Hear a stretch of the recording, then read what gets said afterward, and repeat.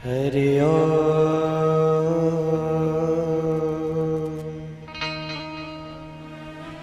हरि ओम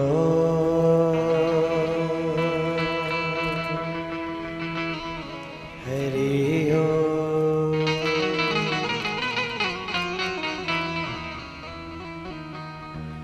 नमो सिद्धि बुद्धि सहिताय श्रीमन्महागणाधिपतये नमः। श्री सीताराम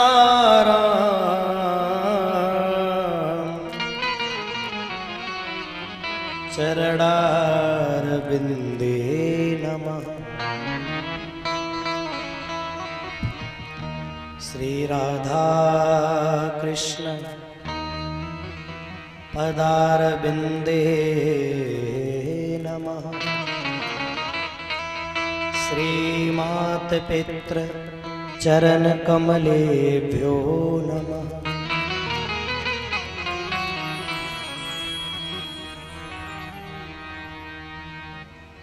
नारायणं नमस्कृत्य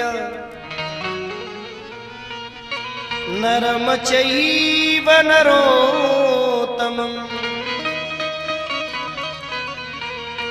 देवीं सरस्वतीं व्यासं ततो जयमुदीरये।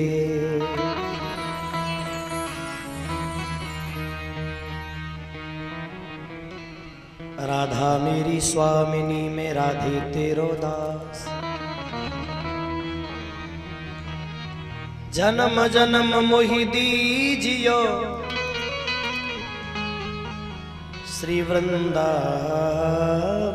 को वास।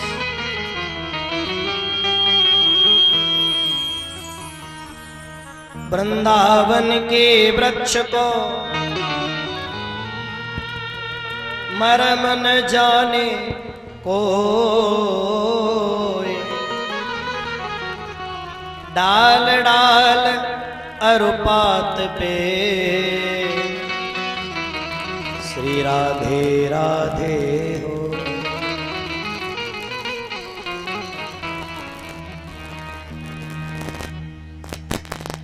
राधा तू बड़ भागिनी, कौन तपस्या कीन, तीन लोक तारन तरन सो तेरे आधी।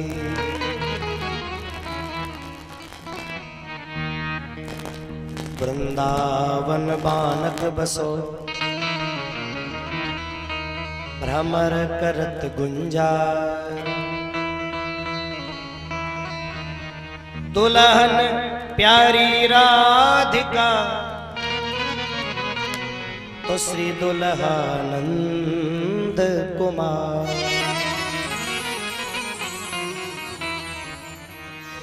बंसी विभूषित करा नवनीर दाभात, पीतांबराधरुणबिंब फलाधरोष्ठा। पूर्णेन्दु सुंदर मुखादरविंद नेत्रा, कृष्णात् परं किमपि तत्त्वमहं न जाने।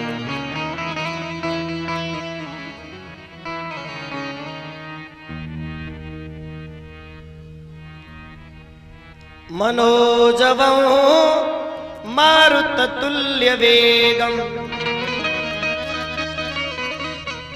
जतेन्द्रियं बुद्धिमतां वरिष्ठं, वातात्मजं वानरयोतमुख्यं श्रीरामदूतं शरणं प्रपद्ये। आइए हनुमान विराजिए कथा करो मत अनुसार, प्रेम सहित गद्दी धरो तो बैठियो पवन कुमार। सभी लोग मिलकर मेरे साथ गुनगुनाएं 2 मिनट के लिए। परमात्मा के चरणों में सभी लोग ध्यान करेंगे आनंद से। रूप सलोना देख श्याम का, अरे सुध बुध मेरी खोई। रूप सलोना देख श्याम का, अरे सुध बुध मेरी खोई। नी मैं कमली होई, मैं कमली होई, मैं कमली होई, मैं कमली होई। देखिए, कमली का अर्थ होता है पागल। पंजाब में, पंजाबी भाषा में कमली को क्या कहते हैं? कमली होना माने कृष्ण को देखकर पागल हो गई। रूप सलोना देख श्याम का, अरे रूप सलोना देख श्याम का, और सुध बुध मेरी खोई। अरे नी मैं कमली होई, मैं कमली होई, मैं कमली होई, मैं कमली होई। इसलिए प्यारे कमली श्याम दे कमली, कमली श्याम दे कमली, कमली श्याम की कमली, कमली श्याम की कमली। हरि बोल।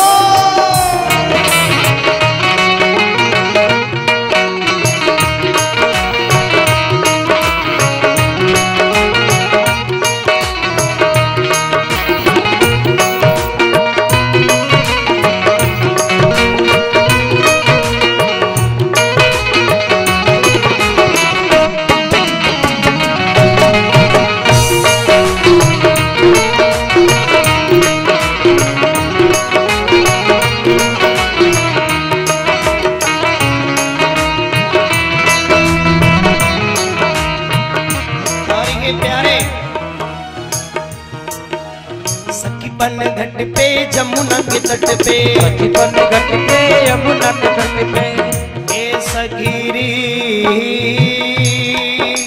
सखीरी।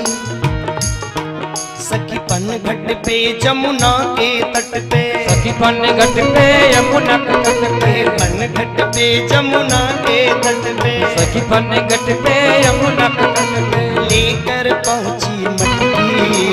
सखीपन घट पे यमुना के तट पे, लेकर पहुंची मटकी। भूल गई सब एक बार जब छत देखी मटकी। हाय भूल गई सब लोग लाज जब छत देखी नटखट की। अरे देखत ही में भई बावरी हो, देखत ही में भई बावरी, देखत ही में भई बावरी। देखिए सब लोग मीठी मीठी ताली जरूर बजावे सुर में। देखत ही में भई बावरी, देखत ही में भई बावरी, इसी रूप में कोई। देखत ही में भई बावरी, इसी रूप में कोई। मैं कमली हुई, मैं कमली हुई, मैं कमली हुई।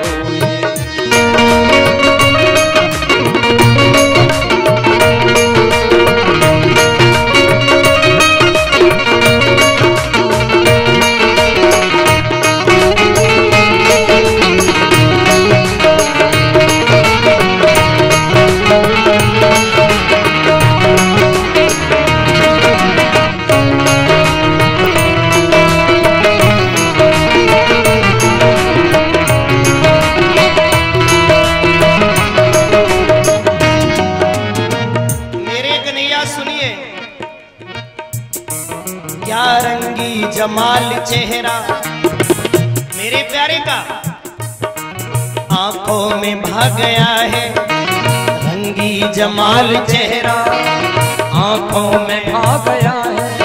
अरे आंखों के रास्ते वो मेरे दिल में में समा गया। ओ आंखों के रास्ते वो दिल में समा गया। मेरे प्यारे, तेरी सूरत पे लाखों निसार बैठे हैं। रे कन्हैया, तेरी सूरत पे लाखों निसार बैठे हैं। हजारों मर गए, करोड़ों तैयार बैठे हैं। बाप प्यारे, सखी मोर मुकुट कानन कुंडल और कांधे श्याम धरी कमली। कमली बिन में कमलाई हुई। एज मुझे लोग कहने लागे कमली, मुझे लोग कहने लागे कमली, मुझे लोग कहने लागे कमली। न जी भर के देखा न कुछ बात की, बड़ी आरज़ू थी मुलाकात की। न जी भर के देखा न कुछ बात की, बड़ी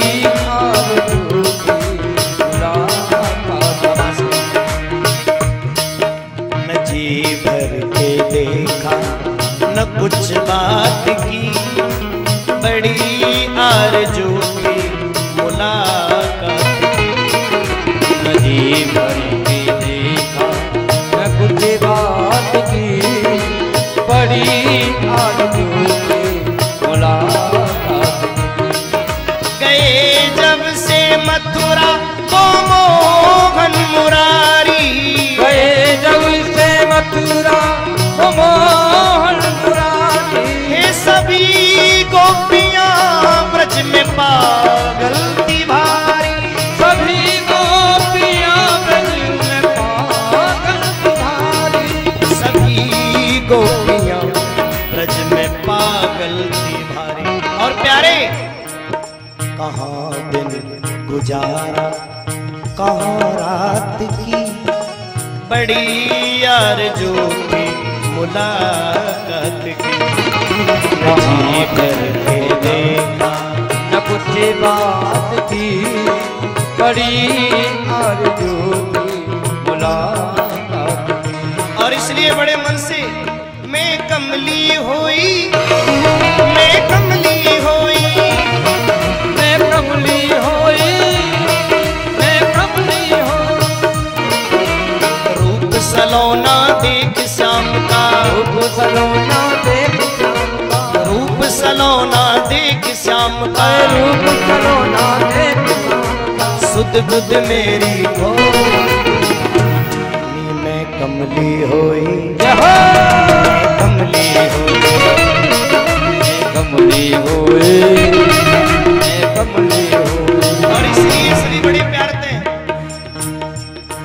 हरे कृष्णा हरे कृष्णा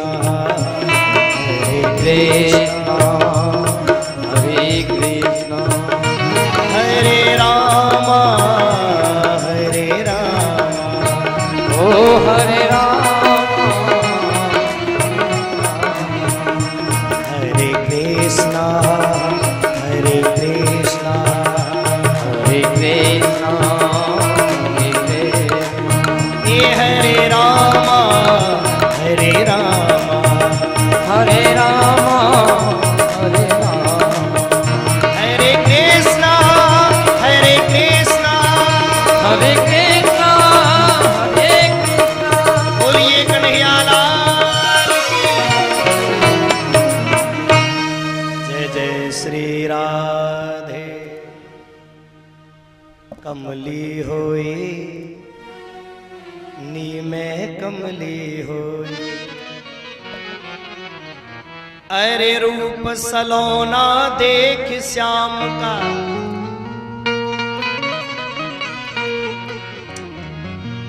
और सुध बुध मेरी खोई, नी में कमली होई, नी में कमली होई।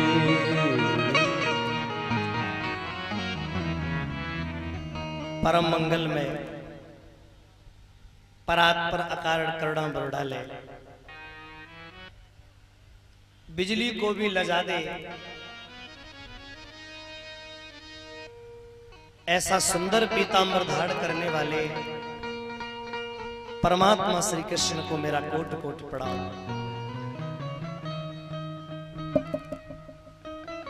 स्थान देवता, नगर देवता, इष्ट देवता, समस्त 33 कोटि देवताओं को मेरा प्रणाम।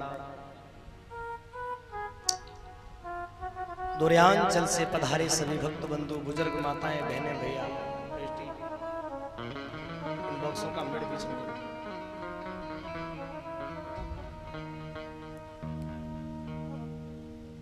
श्री हनुमान जी महाराज के चरणों में कोटि कोटि नमन। संत समाज जो भी हमारे बीच में उपस्थित है, सबका आशीर्वाद हमें मिले। यूट्यूब और फेसबुक पर देखने वाले दुर्गा लाइव कथा, जिस पर आप लोग ये जो मेरा कार्यक्रम देख रहे हैं, बड़ी दूर दूर तक कथा जा रही है। हमारे इस भारत के लोग जो बाहर हैं वो भी फोन कर करके बोलते, महाराज हम लोग यहां बैठकर आनंद ले रहे हैं।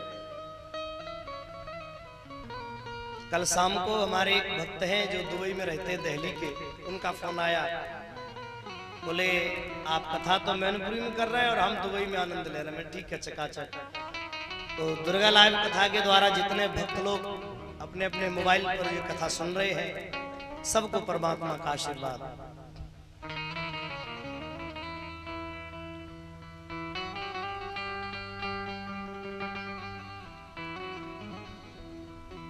आचार्य सुखदेव जी और परीक्षित के मध्य में चलने वाला सुंदर प्रसंग श्रीमद् भागवत कथा।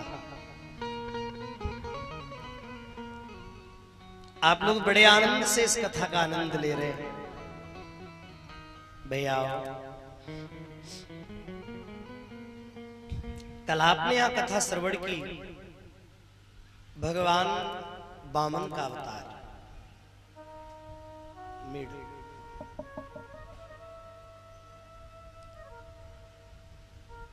भगवान 3.5 बिलस्त के बनकर राजा बलि के द्वार पर गए। राजा बलि ने भगवान को देखते ही बड़ा सुंदर स्वागत किया कि स्वागतम वो नमस्तुभ्यम ब्राह्मण किम करवामते। भैया द्वार पर संत पधारे हैं तो स्वागत तो करना है कि स्वागतम मोते नमस्तुभ्यम ब्राह्मण किम करवामते। ब्रह्म ऋषिणाम तपः साक्षामन्ये त्वा आर्य बपुरधरम। सुनो, द्वार पर अगर संत आवे तो संत का सम्मान करना गृहस्थ आश्रम का सबसे बड़ा धर्म है। बहुत सी जगह तो मैंने देखी, यहाँ की मैया तो ठीक है, बुरा मत मानियो, ठीक है। संत अगर सजनो आमे और संत ने कही नारायण हरि तो अंदर तो कहेगी चल चल जाना धरी। ऐसे नहीं बोलते। अरे सरकार आप पधारे, आपको देखकर मुझे बहुत अच्छा लगा। आप आए प्रभु, आपके आगमन से मुझे बहुत प्रसन्नता हुई। बोलिए सरकार, आपके आने का कारण मेरे तो पुत्र तृप्त हो गई और मैं अपना परिचय आपको दे दूं। सरकार मैं बहुत छोटा व्यक्ति, लेकिन मेरा परिचय है, मैं राजा बलि का नाती हूं। मेरा नाम है, मैं राजा प्रहलाद का नाती हूं, मेरा नाम है बलि। और मैं नाती हूं, बलि नाम है मेरा, मेरे बाबा का नाम है प्रहलाद, उनका ही तो नाती हूं। मेरे पिता का नाम है विरोचन और मेरे परबाबा आप उनको जानते होंगे, हिरण्यकश्यप। भगवान मुस्कुरा रहे, बेटा मुझे बता रहा है। अब भगवान अंदर ही अंदर प्रसन्न हो रहे। राजा बलि बोले प्रभु मैं इतना दान करता हूं। बोले कितना? कि गा कांचनम गुणवत धाम अष्टम तथा नबे अमृत मुतवा विप्र कन्या ग्रामान समुद्रान तुरगान गजानवा रथांस्तथार्तम संप्रदीक्ष। आप अगर हमसे कहें तो 2-4 हजार गाय तुम्हें भी दे दूं। न जाने कितनी ब्राह्मण की बेटियों की शादी कर दी सरकार मैंने। आप अगर आप हमसे आदेश करें तो 2-4 हजार गाय आपको भी दान में दे सकता हूं। भगवान मन ही मन में मुस्कुराए, दान तो लेने आया ही हूं प्यारे। राजा तो बहुत लंबी लंबी बातें करता है। अरे तेरे बाबा दानी, परबाबा दानी, तेरे पिता दानी, तू दानी भयो तो कहा बड़ी बात है, तू दानी हो सकता है। प्रभु मेरे से कुछ मांग लीजिए। भगवान बोले क्या मांगू तेरे से? मैं छोटा सा, मेरा शरीर 3.5 बिलस्त का, एक छाता, एक कम्बल, एक कमंडल, इतने के लिए क्या मांगू? बोले कुछ मांग लो। भगवान बड़े मुस्कुराए। राजा बलि बोला प्रभु आप जो मांगेंगे सो दूंगा। बामन भगवान बोले मैं मांगू सो मिलेगा? बोले हाँ। बोले तो मैं ऐसे नहीं मांगूंगा। बोले फिर? अगर तुझे मुझे दान देना है प्यारे तो पहले संकल्प कर दे। राजा बलि की बात सुनकर भगवान बोले, और भगवान की बात सुनकर राजा बलि हंस गया। बोले प्रभु ये क्या बोल रहे हैं आप? ऐसा क्या खजाना लेंगे जो संकल्प करा रहे? ठीक है मैं संकल्प करूंगा। शुक्राचार्य समझ गए गड़बड़ है। राजा बलि से कहा इधर आओ, इनको संकल्प न करना। क्यों? ये तेरा सब कुछ ले लेंगे। अगर तेने संकल्प कर दे और राजा तो तेरा सब कुछ ले लेंगे। राजा बलि अपने गुरु की तरफ देखने लगा और देखकर बोला प्रभु आज मुझे पता चला है आप बोल रहे ये मेरा सब ले लेंगे। अरे सरकार ये मेरा सब भी ले लेंगे, फिर भी सुनो, फिर भी सुनो। सारी दुनिया के लोगों से मैं चिल्ला चिल्ला कर कहूंगा अगर मेरा सब भी चला जाएगा, फिर भी मैं चिल्ला कर बोलूंगा दुनिया वालों तुम भगवान से मांगते थे और भगवान मुझसे मांगने आए। अगर मेरा सब कुछ चला जाएगा फिर भी मैं दुनिया वालों से कह सकता हूं कि भगवान मुझसे मांगने पधारे। शुक्राचार्य बोले तू नहीं मानेगा? बोले बिल्कुल नहीं। राजन मेरी बात मान ले? बोले बिल्कुल नहीं, मैं तो दान करूंगा। तो मालूम है क्या हुआ?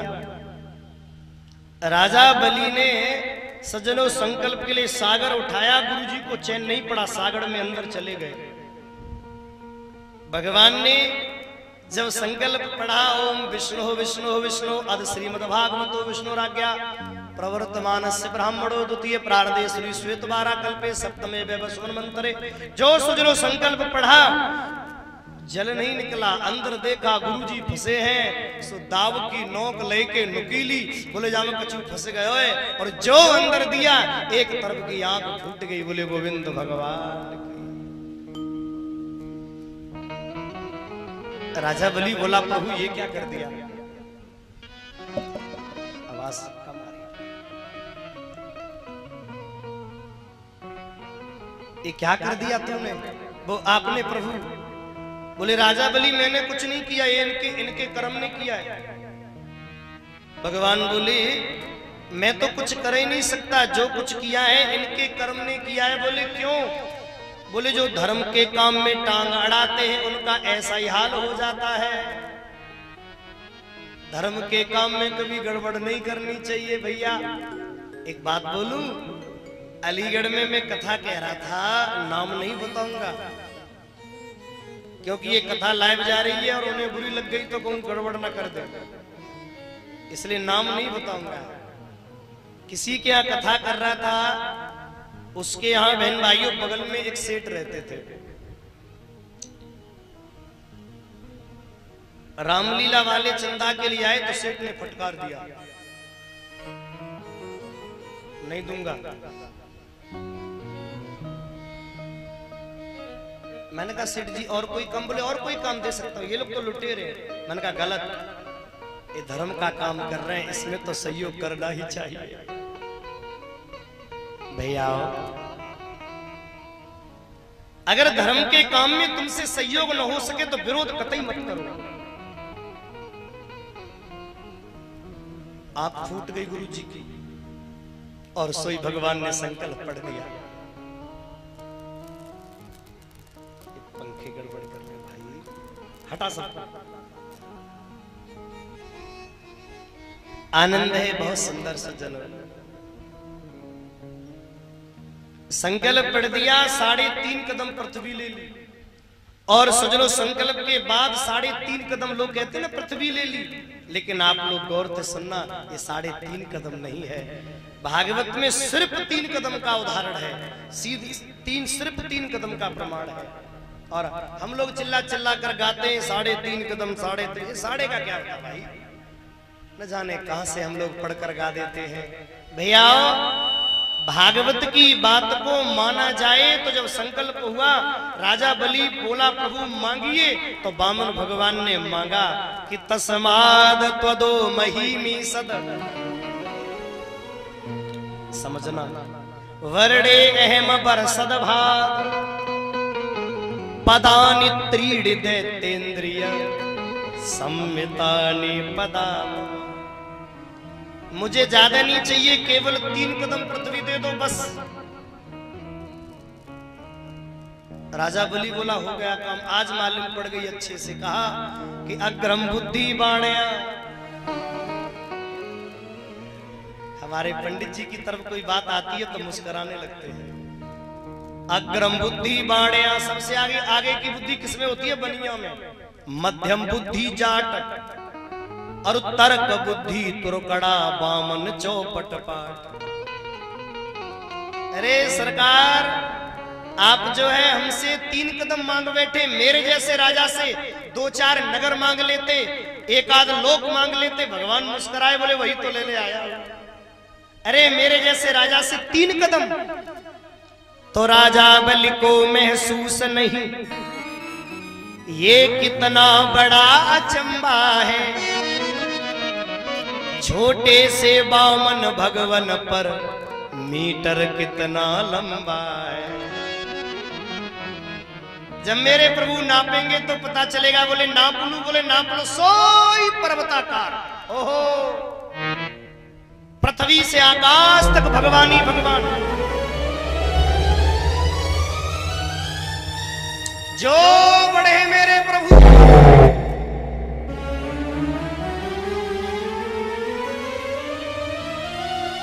भैया जैसे ही परमात्मा सज्जनों बढ़े, मेरे प्रभु ने नापने की तैयारी करी। राजा बलि की आंखें फट गई।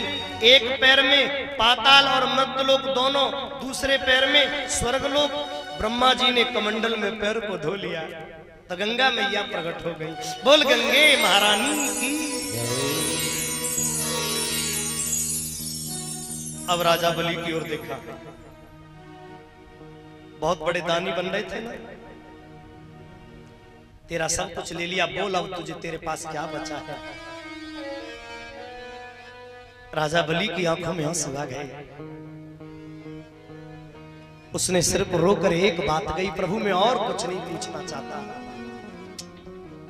मुझे आपसे सिर्फ एक चीज पूछनी है। बोले क्या? सरकार सिर्फ इतना बता दीजिए, जारूपते तुमने मांग जांच करी, बारूपते ना पतोल तो करी ना है सरकार। ये कौन सी लीला है? जब आप मांगने आए तो 3.5 बिलस्त के, और जब ना पड़े हो तो सबके पिताजी, ऐसा क्यों? भगवान पे जवाब नहीं आया। भगवान बोले तुझे देना है तो दे, नहीं तो मना कर। बोले मना नहीं करूंगा। मेरा नाम बली है, इतना बता दीजिए सरकार, दान बड़ा होता है क्या दानी? भगवान मुस्कुराए, भगवान बोले राजन, दान से दानी दूना बड़ा होता है। राजा बलि बोला इसका मतलब सरकार मैं अपने दान से दूना बढ़ाऊं? बोले हाँ। बोले तो है वो काम, मेरा दान 3 लोग का और मैं 6 लोग के बराबर, सरकार कम नहीं पड़ूंगा, मुझे नाप लीजिए। ऐसे होते हैं सावधानी, ऐसे दानी नहीं होते कि कथा में आए और रुपया चढ़ा रहे थे 10 को, धोखे थे निकल गो 50 को, तो रात भर नींद नहीं आई, मेरे हाथों से निकलो कैसे, मेरे हाथ में जो आयो कैसे? इसे दान नहीं कहते साहब। दान का मतलब है जो दिल से गया फिर सोच नहीं करना। भाई राजा बलि बोला मुझे नाप लीजिए, भगवान बड़े मुस्कुराए, राजा बलि को बांध लिया। राजा बलि की पत्नी से कहा तू कुछ मांग ले, तो राजा बलि की पत्नी पता है क्या बोली? चाहे मांग ले, भगवान बोले चाहे मांग ले राजतिहुपुर को, चाहे मांग ले तू बैकुंठ निशानी, जो चाहिए सो मांग, दीन दयाल देव कुखड़े तोय मांगनो होए सो मांग ले रा। बोल क्या चाहिए? राजा बलि की पत्नी मुस्कुराई और मालूम जो जवाब दिया ना वो सुनने लायक है। राजा बलि की पत्नी बोली सरकार के हरियल भूमि को त्यागी गयो, फिर लौट के पैर धरे भूमि नाही, चाहे वो लौट के फिर भूमि पर आ जाए, भूमि माही, देखत बाट चकोर थकी ऐसे ही नारी कंथ की छाई। हरे प्यारे कितने दानी तुम कब से भये,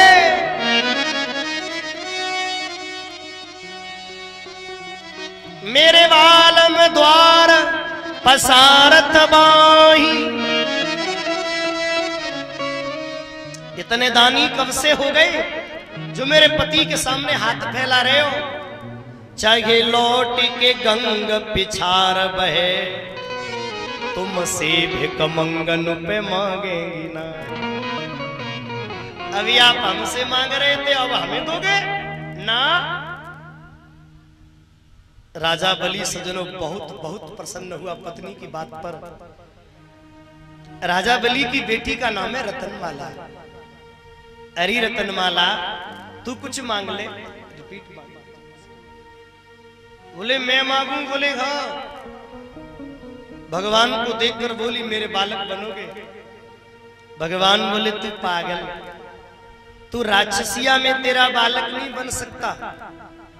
उसने कहा बोले नहीं बन सकते? बोले नहीं। भगवान बोले पर हाँ एक चीज जरूर कर सकता हूं, जब तू पूतना बनेगी तो तेरा दूध जरूर पीऊंगा, इतना मेरा वरदान है तेरे लिए। बोल दिया। भाई बहन राजा बलि से कहा तू कुछ मांग ले। राजा बलि बोले मांगू? बोले मांग ले। राजा बलि बोला सरकार एक वरदान दे दो। बोले क्या? बोले मेरे यहाँ पर एक नौकर की जरूरत है, 4th क्लास की नौकरी है। भगवान बोले कैसी? बोले पहरेदारी करनी पड़ेगी। आप अगर चाहो तो मेरे घर की पहरेदारी कर दे हो, जाके घर की पहरे में भगवान खड़े होए, कोई संकट अंदर जा ही नहीं सकता। बोलिए गोविंद भगवान की। इस शरीर की पहरेदारी पर भी वो मालिक है, लेकिन हम लोग समझ नहीं पाते। बहन भाइयों हमारी रक्षा कौन कर रहा है? वो परमात्मा। लेकिन सारी जिंदगी अपने अहम में आकर अपने जब में था तब हरे नहीं, अब हरे है मैं नाए, प्रेम गली अति सागरी जामे द्वे न समा। मेरी मैंने जब तक दिल में थी खुदी, जब तक दिल में है खुदी तो खुदा रहता है जुदा, और अगर दिल से निकल जाए खुदी तो खुद ही बन जाए खुदा।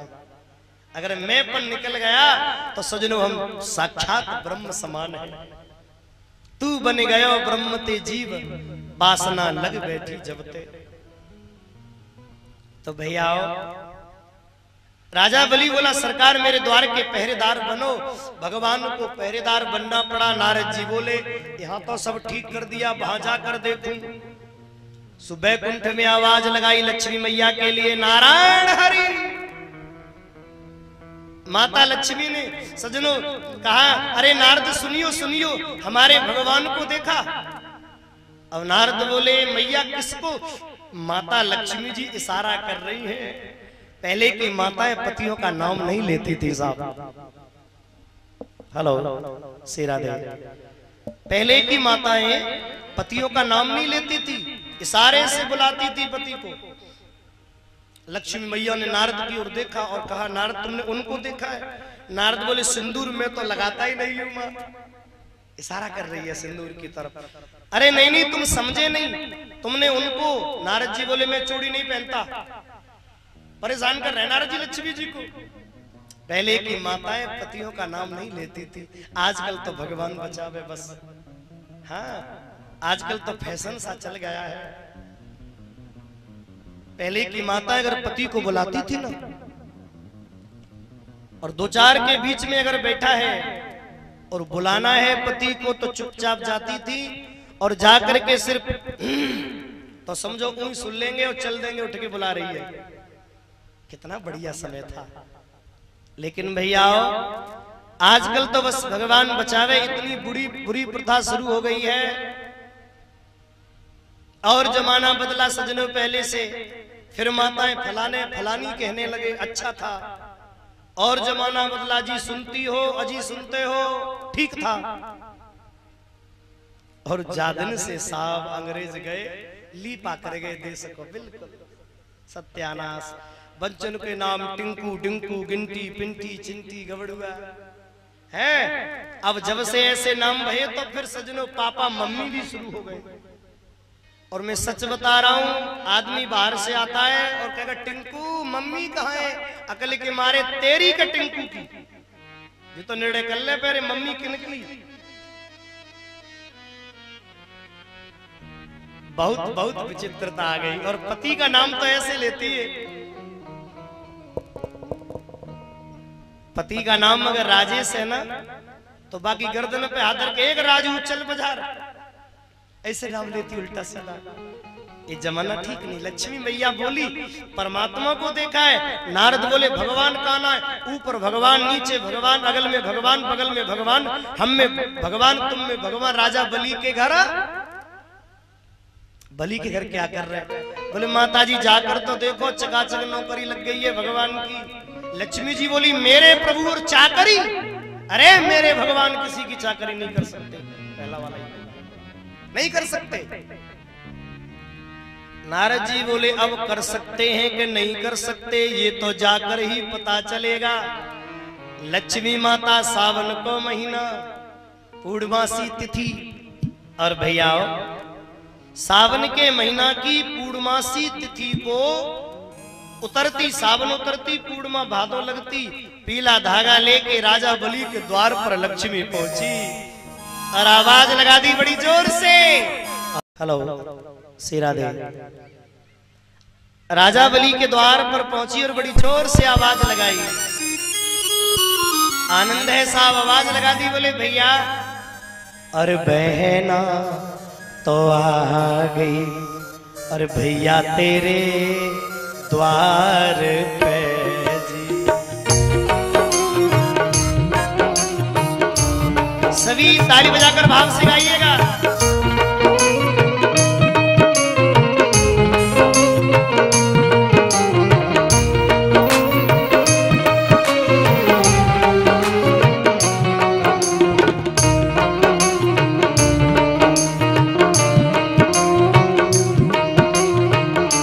अच्छा देखो, ये जो राग है ना, इस राग का नाम मल्हार है।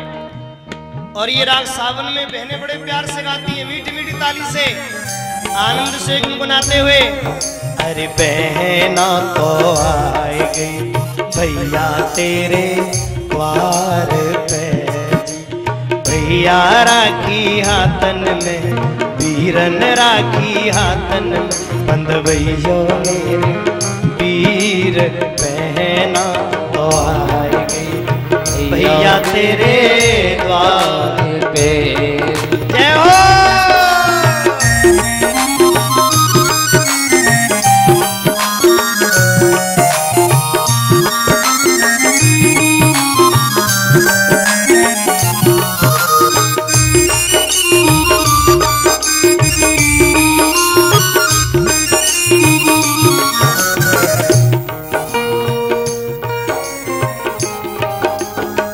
भैया मेरे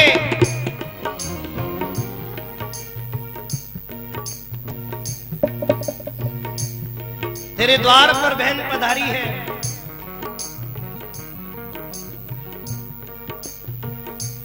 आनंद है।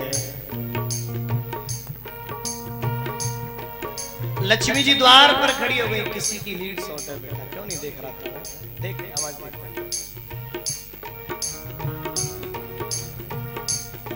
चेक करो ऑर्गेन और बेंजो और पैड।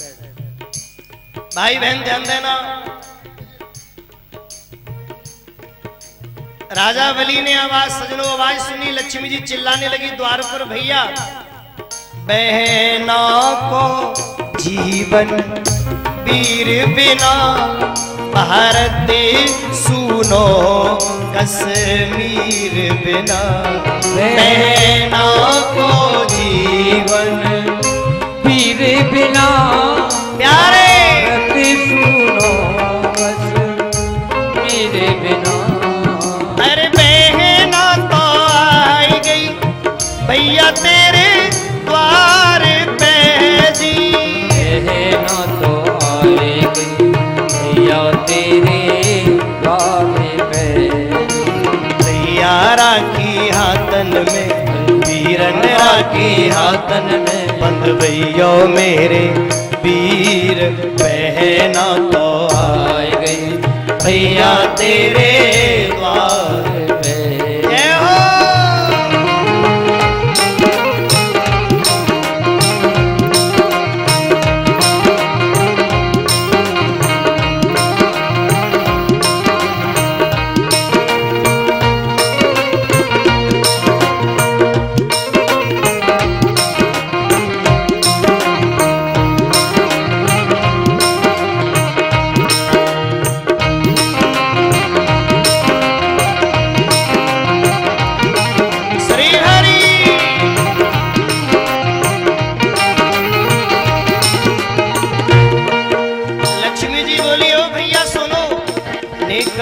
बात बिरने की लो राखी, बंधवैयो हाथ में तुम राखी, बात बहने की तुम राखी, हो भैयो हाथ में तुम राखी।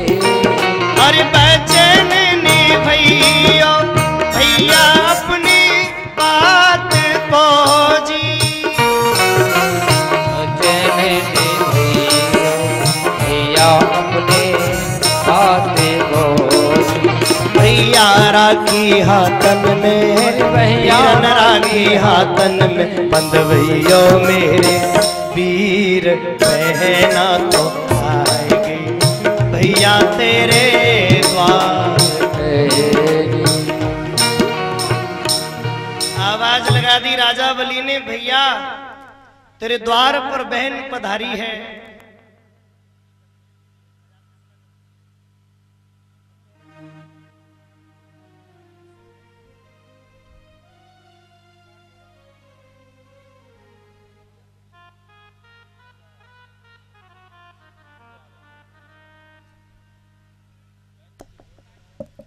श्री हरि। ध्यान देना बहन भाइयों, आचार्य सुखदेव जी समझाते राजन परीक्षित, राजा बलि ने आवाज लगाई कोई बहन करके आई है तो उसको बुलाकर लाओ। लक्ष्मी जी जैसे ही पधारी, भगवान बीच में मिले। लक्ष्मी जी ने भगवान को देखा, बड़ी बुरी स्थिति में, देवी कैसे भी करके बचाओ। उसके बाद अंदर गए, राजा बलि के पास खड़ी हो गई लक्ष्मी। देर नहीं करी, देर करूंगी तो बात बिगड़ जाएगी, तुरंत ही राखी बांधी। अच्छा एक बात तो है, ये जो हमारी बहनें सालों साल से इंतजार करती हैं रक्षाबंधन का, 1 साल से, और जैसे रक्षाबंधन आया भाई की कलाई में राखी बांधेंगी और फिर सज्जनों राखी बांधने के बाद बाकी जेब की तरफ देखें कुछ निकालेगा कि नहीं। भगवान बोले कुछ मांगना चाहती हो? वो बलि बोला कुछ मांगना चाहती हो? लक्ष्मी जी बोली हाँ मांगना तो चाहती हूँ। बलि बोला मांगो।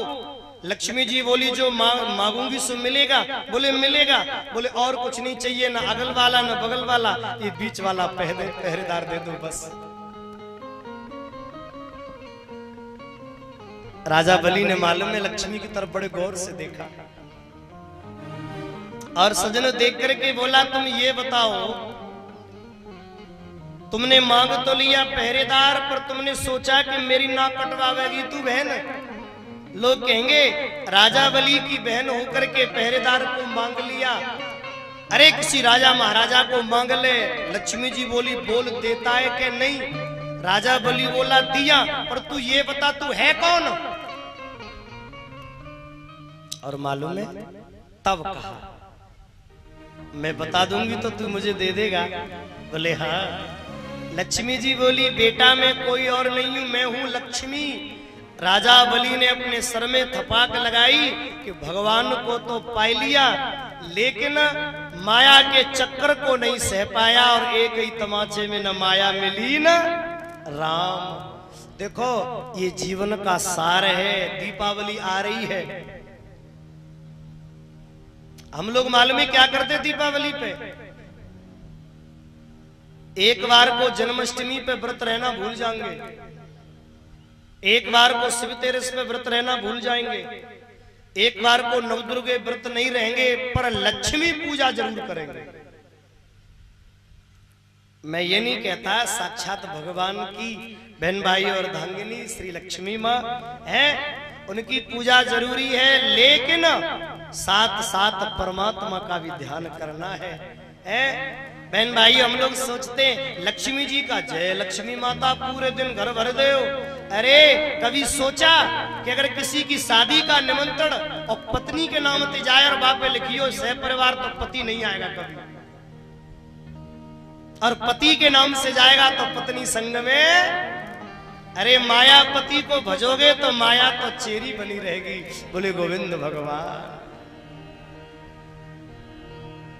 न माया मिली न राम। राजा बलि ने सज्जनों देखा, भगवान को प्रणाम किया, परमात्मा के चरणों में सर रख दिया।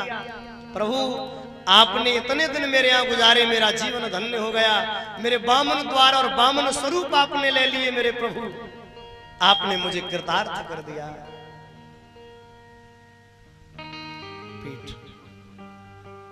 प्रभु आपने मुझे धन्य कर दिया, मैं कृतज्ञ हो गया। मैं आपका सज्जनों कहने लगा प्रभु आपका दास हूं, जो कुछ गलती मेरे से भई हो वो क्षमा करना। परमात्मा मुस्कुराए, राजा बलि को पाताल का राजा बनाया, देवताओं को त्रिलोकी वापस कर दी। इसके बाद बहुत सुंदर कथा आती है, बड़ी मनमोहक। आप लोग बड़े मन से श्रवण करें। एक बार जोर से बोलना है, बोलिए बांके बिहारी लाल की। आगे मैं आपको समझाऊं बहन भाइयों, बहुत सुंदर कथा, बड़े मन से सुनेंगे। अब हम आपको सूर्यवंश का वर्णन श्रवण करावे। भगवान श्री विष्णु की नाभि से कमल, और सुजनों कमल से ब्रह्मा, ब्रह्मा के मरीच, मरीच के कश्यप, कश्यप के विवस्वान, जिन्हें सूर्य कहते, विवस्वान के वैवस्वत मनु, और महाराज वैवस्वत मन के वंश में आगे चल करके एक राजा हुए परम प्रतापी नवग, और महाराज नवग के बहुत सुंदर पुत्र हुए नाभाग। महाराज नाभाग के पुत्र हुए परम तेजस्वी यशस्वी महाराज अम्बरीश, जो एकादशी का व्रत करते थे। बोलिए अम्बरीश महाराज की। एकादशी के दूसरे दिन होती है द्वादशी। द्वादशी व्रत रहते, एकादशी व्रत रह के द्वादशी को उद्यापन करते थे। मैयाओ भैयाओ, दुर्वासा ऋषि ने एक दिन राजा को की परीक्षा लेने के लिए और जानबूझकर स्नान में देरी लगा दी। महाराज उनका इंतजार कर रहे कि आवे तो भोग लगावे। और जब महाराज नहीं आए तो राजा ने सोचा त्रयोदशी लगने वाली है, लाओ मैं ही कुछ करूं। सो लेके सज्जनों हाथ में तुलसी का दल और पी लिया। इस पर महाराज दुर्वासा बड़े क्रोधित हुए।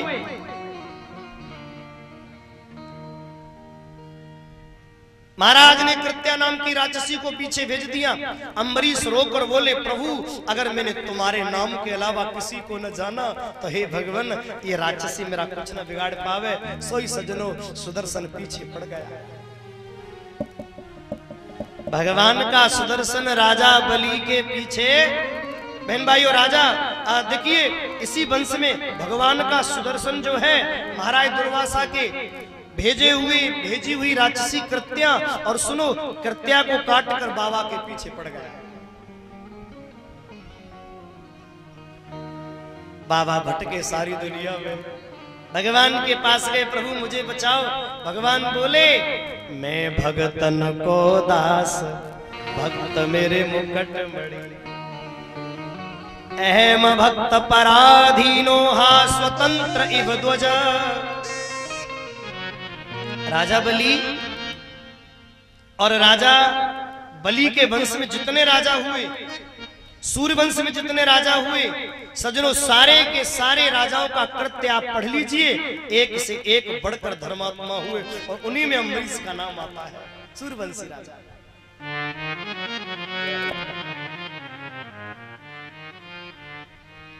बहुत सुंदर। ये हमारे पूर्व कथा आयोजक यजमान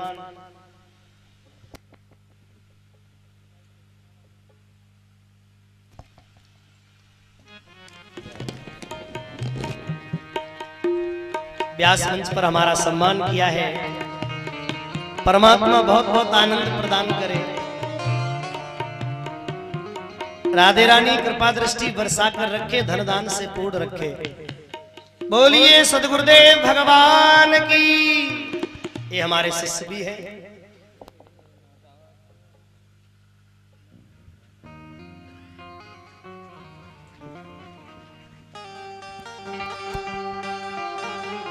आनंद है। ये व्यास मंच पर माल्यार्पण करके दोनों भाइयों ने हमारा सम्मान किया, बहुत बहुत आनंद।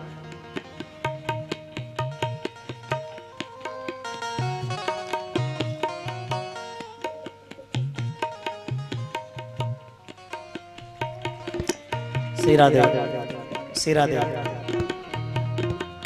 श्री राधे।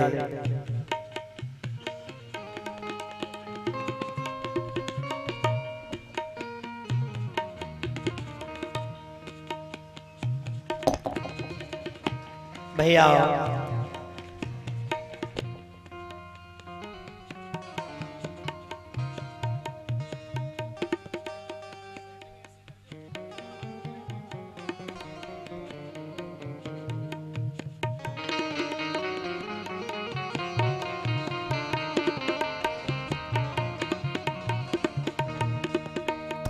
भाई बहन, महाराज दुर्वासा भगवान विष्णु के पास गए, प्रभु ये तुम्हारा सुदर्शन मेरे पीछे पड़ गया है, महाराज कुछ भी करिएगा मुझे बचाइए। तो परमात्मा ने मालूम है क्या कहा, अहम भक्त पराधीनो हा स्वतंत्र इव ध्वज, साधु विग्रस्त हृदयो भक्तेर भक्त जनप्रिय। अरे राजन एक बात मेरी सुन, मैं भक्तों का दास हूं, भक्त मेरे मुझसे बड़े हैं, मैं भक्तों की बात नहीं टाल सकता। तूने भक्त का अपमान किया है, अब तो तुझे भक्त के पास ही जाना पड़ेगा। और लौट कर जब सज्जनों वापस आए तो सच में भक्त के पास ही जाना पड़ा। अम्बरीश के पास आए, अम्बरीश ने कहा प्रभु अगर मैं तुम्हारा सच्चा भक्त हूं तो ये सुदर्शन वापस हो जाए। हो गया। भैया ऐसी है मेरे परमात्मा की कथा। इसी वंश में आगे चल करके महाराज युवनाश हुए। युवनाश के परम तेजस्वी पुत्र महाराज मानधाता हुए। मानधाता के पुत्र हुए मुचकुंद और मुचकुंद के पुत्र हुए महाराज। मुचकुंद के वंश में आगे चल करके तरवंदन हुए। तरवंदन के महाराज त्रशंकु हुए और त्रशंकु के महाराज हरिश्चंद्र हुए। देखिए ये वंश वास्तविक बड़ा पावन वंश है। हरिश्चंद्र की कथा भागवत में विस्तार से नहीं आई है, केवल इतनी है हरिश्चंद्र को जो श्राप लगा था वरुण देवता का उतनी है बस। भैया महाराज हरिश्चंद्र के कोई पुत्र नहीं था तो उन्होंने यज्ञ किया। वरुण देवता प्रकट हुए, क्या चाहते हो? बोले पुत्र। वरुण देवता ने शर्त क्या रखी कि जिस पुत्र को तुम चाह रहे हो उसी पुत्र की तुम्हें बलि हमको देनी पड़ेगी। अच्छा एक बात सुनो, बड़े भाव से सुनना भैया। जिस पुत्र को तुम चाह रहे हो उसी पुत्र की बलि देनी पड़ेगी, ये सुनकर के महाराज रो गए। लेकिन निर्वंशीपन छुट जाए इसलिए पुत्र तो पा लिया और पुत्र के मोह में ऐसे बावरे हो गए कि पुत्र की बलि देना उचित नहीं समझा। और वरुण देवता बार बार कहते रहे, महाराज बार बार टोकते रहे, बार बार टहलाते रहे। अंत में वरुण देवता ने क्रोध में आकर श्राप दे दिया, जा रे राजा, तुझे कब से मैं बार बार बोलता हूं, तू मेरी बात को टालता है, जा तुझे महोदर रोग हो जाए। और राजा का पेट बढ़ने लगा। तब महाराज रोहित ने सनुसेप और अजित ग्रत को लाकर बलि की तैयारी करी, लेकिन वरुण देवता ने बलि नहीं ली, महाराज को ठीक कर दिया। उसी दिन से महाराज हरिश्चंद्र दानियों में सिरमौर बन गए। 20 मिनट में आपको इस प्रसंग पर चर्चा जरूर करूंगा, क्योंकि ये कुछ कथाएं ऐसी होती हैं जो सज्जनों, ये दृष्टांत रूपी कथाएं हमारे जीवन में बदलाव लाती हैं बहुत। तो मैं 10-20 मिनट जरूर बोलूंगा इस प्रसंग पर। भाइयों, आप सबने राजा हरिश्चंद्र की कथा को सुनते सुनते सज्जनों, कथा सुनकर अघाया नहीं जाता, लेकिन मुझे तो लगता है एक एक ने हजारों बार सुनी होगी। क्योंकि संयोग ये है कि हमारा district Mainpuri, district Firozabad, district Etawah और डिस्ट्रिक्ट एटा, ये 4-5 जिला इतने महान हैं, इतना कथा प्रवक्ता इन जिलों में है, उतना पूरे भारत में नहीं होगा। बोलिए बांके बिहारी लाल की। हमते कोई पूछे अगर हमते, बोले महाराज इतने कथावाचक कहते है गए तुम सब, अब तो घर घर कथावाचक है गए, तो पतो हम क्या कहते हैं? मैंने कहा भैया एक आदमी ने कथावाचक को कोई बीज लायो, सुनना मेरी बात, और बाने वो खेत में डाल दियो, ज्यादा डालो, कोई उपजो कोई ना उपजो, लेकिन संयोग ते सब राधे राधे है गई। बोले गोविंद भगवान की संख्या। तो मेरे भाई बहन, हमारे क्षेत्र में एक से एक बढ़कर कथावाचक हैं, सबके मुंह से आपने इस कथा को सुना होगा। मैं केवल मर्यादा के लिए 20 मिनट इस कथा पर चर्चा करूंगा, बस ज्यादा नहीं। आप लोग बड़े मन से समझें, हर कथा का अपना एक सिद्धांत होता है, हर कथा की अपनी एक सज्जनों महत्वता होती है। हम लोग दृष्टांत तो सुन लेते हैं पर उसका सिद्धांत नहीं समझते। ज्यादा नहीं, केवल 20 मिनट आप लोग इस कथा का सिद्धांत समझिएगा। ये जो प्रसंग में कहने जा रहा हूं बड़े मन से सुनना है आपको, बड़े आनंद से। देखिए हमारे यहाँ तो कई रूपों में गाई जाती है ये हरिश्चंद्र कथा। कहते हैं विश्वामित्र वशिष्ठ के बीच में बहस हुई तो शूकर बनकर आए। देवी भागवत में सजनों प्रमाण है कि स्वप्नवत स्वप्न में दान कर दिया, अपने अपने प्रमाण है। भागवत में इस कथा का वर्णन नहीं है ज्यादा, 20 मिनट मन से सुने। हमारे यहाँ गाई जाती है, अपने तुम्हारे यहाँ विश्वामित्र शूकर बनकर बाग उजाड़ते हैं। राजा हरिश्चंद्र उनके पीछे सवेरे सजनों ने पकड़ने जाते हैं कि कहां है शूकर। आवाज लगाते हैं, बोले सुनिए, जिसके नीचे से निकल गया उसी को मरवा दूंगा। और वो सूकर महाराज के नीचे से निकल जाता है। भैया ये कथा 20 मिनट में इसलिए कहना चाहता हूं कि हमें हर दृष्टांत से एक सीख लेनी चाहिए कि जीवन में कितना भी संकट पड़ जाए पर अपने पथ से आदमी को भटकना नहीं चाहिए। जरूरी नहीं है कि हम गरीब हो गए तो गलत काम कर ले। अरे परमात्मा ने हमें गरीब बनाया है तो गलत काम से अमीर नहीं हो सकते। हमारे जीवन में अगर गरीबी है सज्जनों तो वो हमें मिलेगी, प्रारब्ध में है तो मिलेगी। इसलिए निवेदन है कि आप जीवन में कभी भटकना नहीं। भैया महाराज हरिश्चंद्र जैसे राजा का दृष्टांत मैं तुम्हें इसलिए समझा रहा हूं कि जब सूकर भाग गया तो महाराज उसके पीछे घोड़ा लेकर पड़े। आगे चलकर देखा एक महात्मा जी, वही सूकर जो विश्वामित्र थे वो महात्मा बनकर बैठे हैं।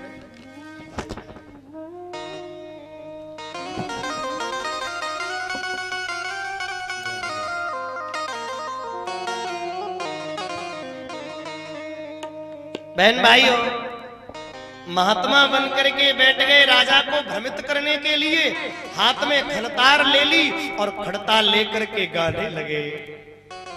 तू कौन देश से आया और कौन देश तेरा डेरा रे, कौन देश तेरा डेरा रे, कौन देश तेरा डेरा। अरे ओ जाने वाले रुक, अरे राजा कहां से पधारे हो?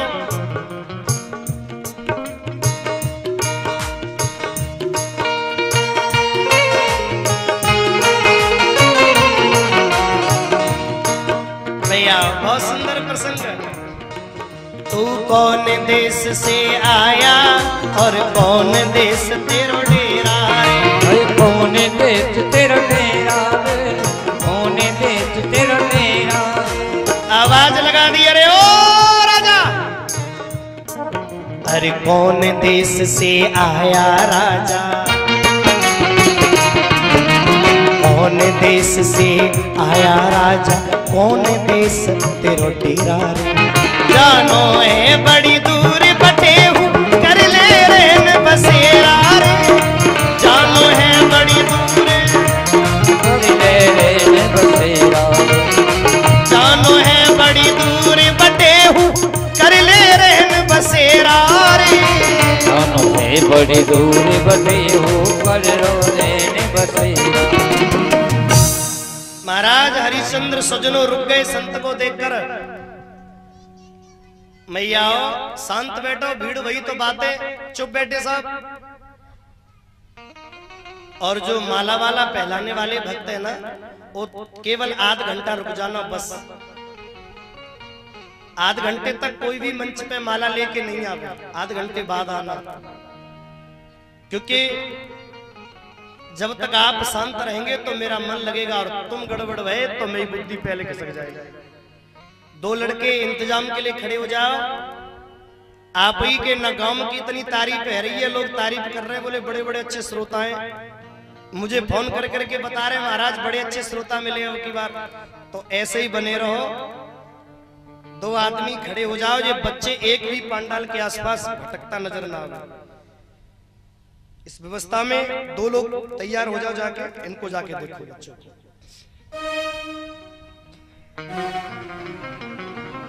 भैया महाराज हरिश्चंद्र रुक गए। संत की आवाज सुनकर उन्हें नहीं मालूम कि ये कपट हो रहा है मेरे संग। ध्यान देना माता बहन भाइयों। विश्वामित्र ने देखा, रे ओ राजा तेरो इनाम हरिश्चंद्र है। बोले हाँ राजन, बड़े दिनों से तेरे चक्कर में था मैं। राजा हरिश्चंद्र बोले महाराज क्यों? तो विश्वामित्र बनावटी आंसू भर के जो रोए हैं। राजन मेरी एक बेटी है, उसका विवाह मुझे करना है, और राजन मेरे पास दौलत नहीं है।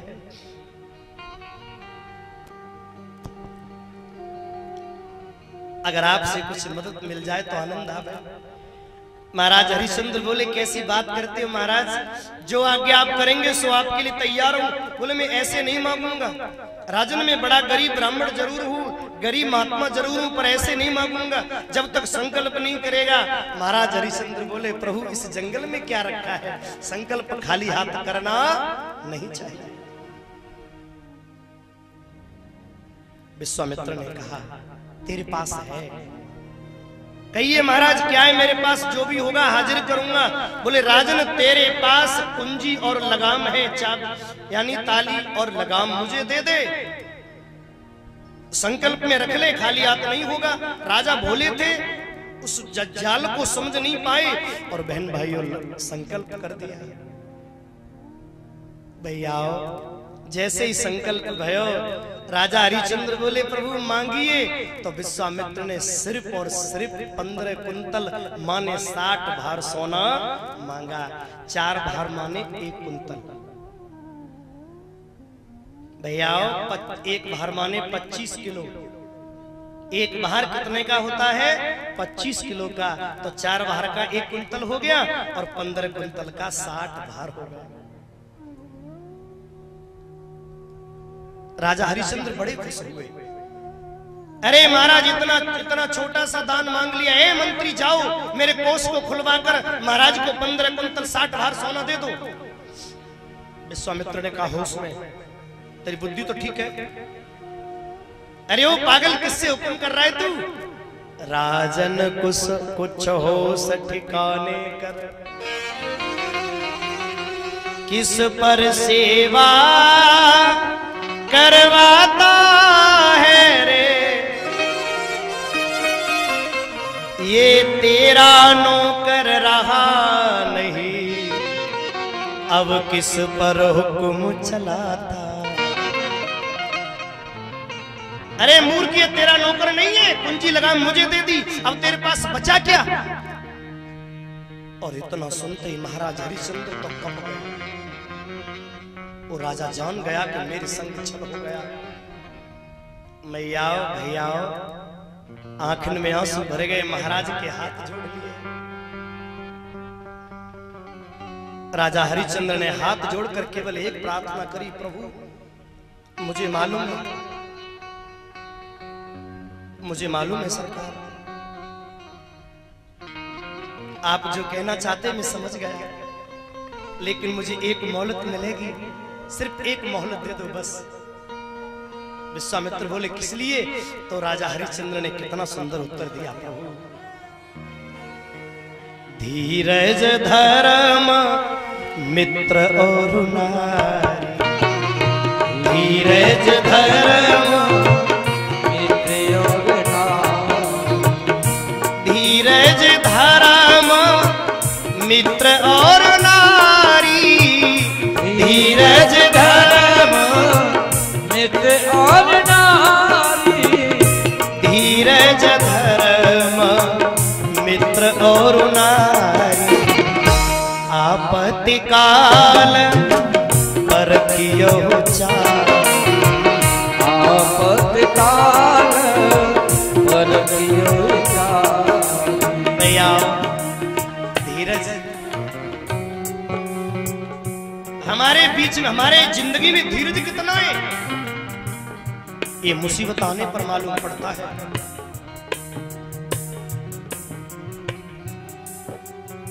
धर्म कितना है, हम धर्म पर कितना टिके रह सकते हैं, ये बहन भाइयों मुसीबत आने पर मालूम पड़ता है। श्री हरि मित्र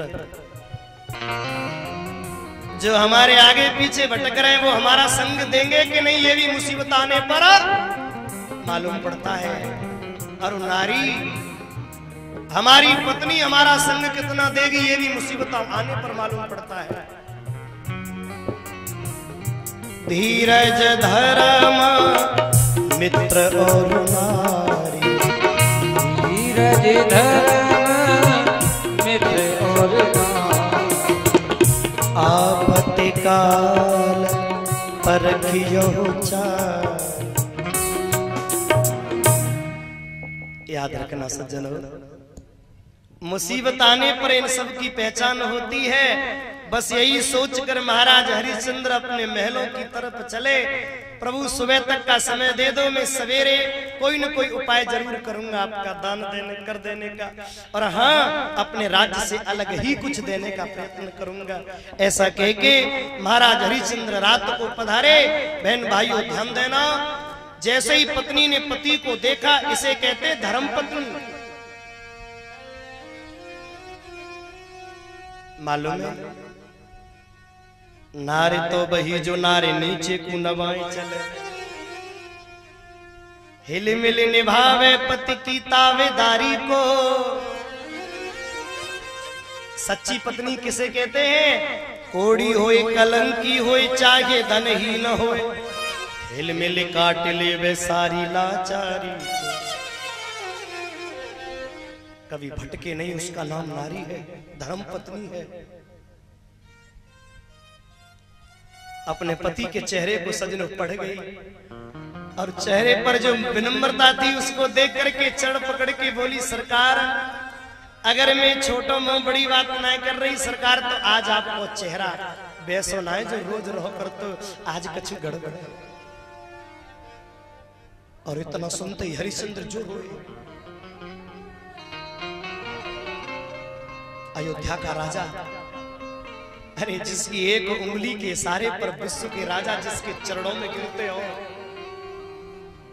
आज वो राजा अपनी पत्नी के हाथ जोड़ करके खड़ा हो गया। देवी, आज तेरा पति धर्म संकट में फंस गया। रानी, आज तेरी सहायता की बड़ी आवश्यकता है। पत्नी ने कहा, सरकार आदेश तो करिए। तो मालूम है हरिश्चंद्र क्या बोले? रानी तारावती हाल पूछे मती, ये हमारा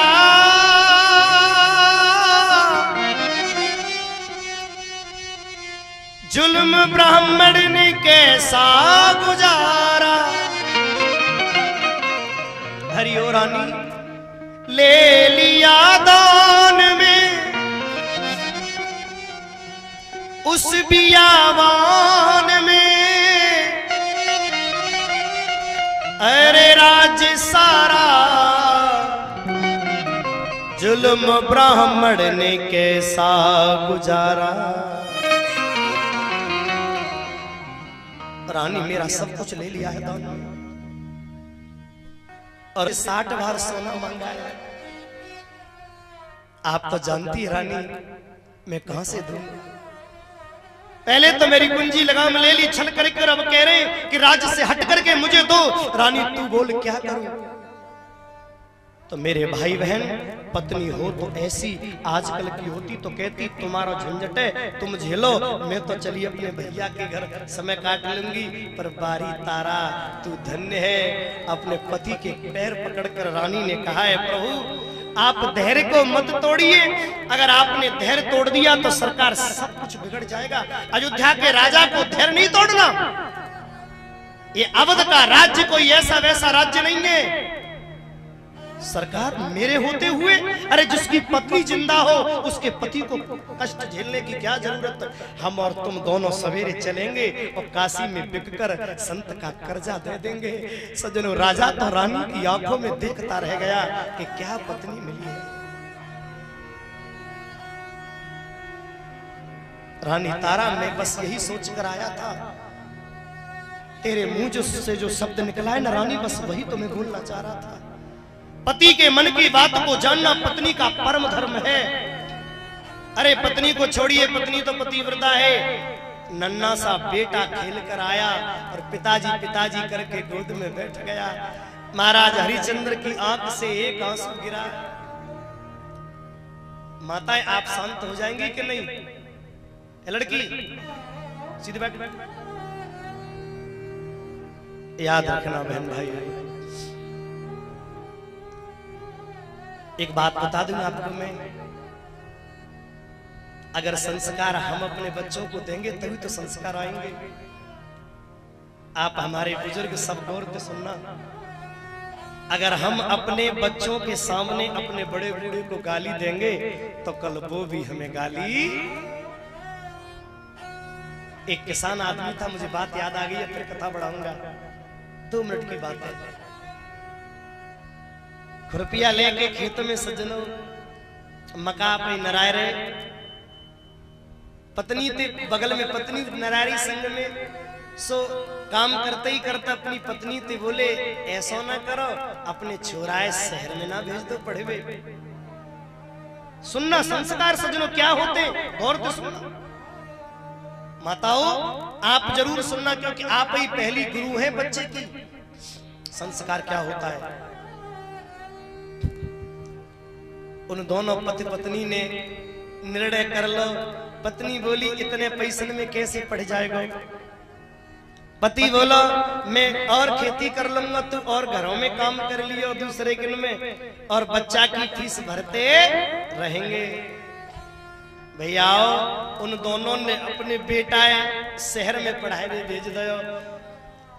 बाने खेती बढ़ाई ली और ले ली, और सजनों पत्नी दूसरों के घरों में बर्तन साफ कर करके अपने बच्चे को फीस भेजती है।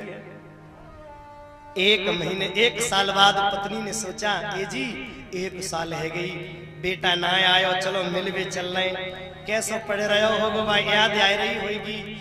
दोनों पति पत्नी अपने बच्चे से मिलने जब विद्यालय पहुंचे, स्कूल फटा हाल, फटे पुराने कपड़ा। अब खुद फटे पहने पर बच्चे को तो नई ड्रेस सिलवानी है ना।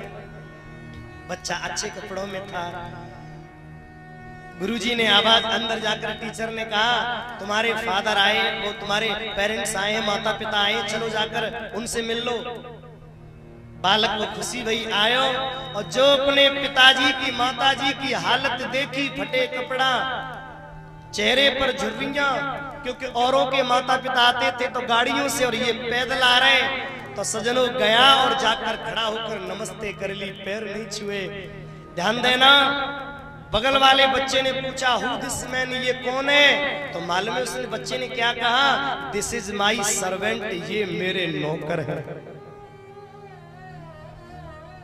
माँ ने पूछा ए जी लाला कहा बोल रहे हो, कौन सी भाषा सीख ले जाने आए के? तो सजनों पिता ने रोक कर कहा चल हट पागल, मेरे बच्चे को नजर लगाएगी, मेरा बेटा अंग्रेजी बोल रहा है, उसे क्या मालूम कि अंग्रेजी में क्या बोला। फिर धीरे धीरे समय बढ़ता चलो गो, बालक बड़ो है गो, और बड़ा हेवे के बाद सजनों डॉक्टर बन गया, माँ बाप को भूल गया और वहीं पर शादी कर ली। और जब ना घर में बेटा आएगा तो चिट्ठी भेज दी, पिताजी घर में नाती आएगा तुम्हारा। और जब तब तक पिताजी और माताजी बूढ़े, बिल्कुल बूढ़े, उन पे सजनों चलो नहीं जाए। एक दिन बड़ी बूढ़ी ने कहा ए चलो ना अपने बच्चे से मिले आओ। सो शहर आ गए, ढूंढते ढूंढते घर तो ढूंढ लिया, बेल बजाई जाकर अंदर से डॉक्टर ने निकली और जो फटे हाल बड़े बूढ़ों को देखा, बोले पीछे हटो, तुम्हारी हिम्मत कैसे पड़ गई यहाँ आने की? तुम लोग पेशेंट होकर के वहां क्लिनिक में जाते हो कि हम मेरे घर में चले आए, क्यों आए हो, तुम कौन हो? उस बूढ़ी माता ने अपने पति से कहा, बोले बोलना नहीं कि हम उसके माँ बाप हैं, ये अपमान कर देगी, अभी ये बहुत गुस्से में है।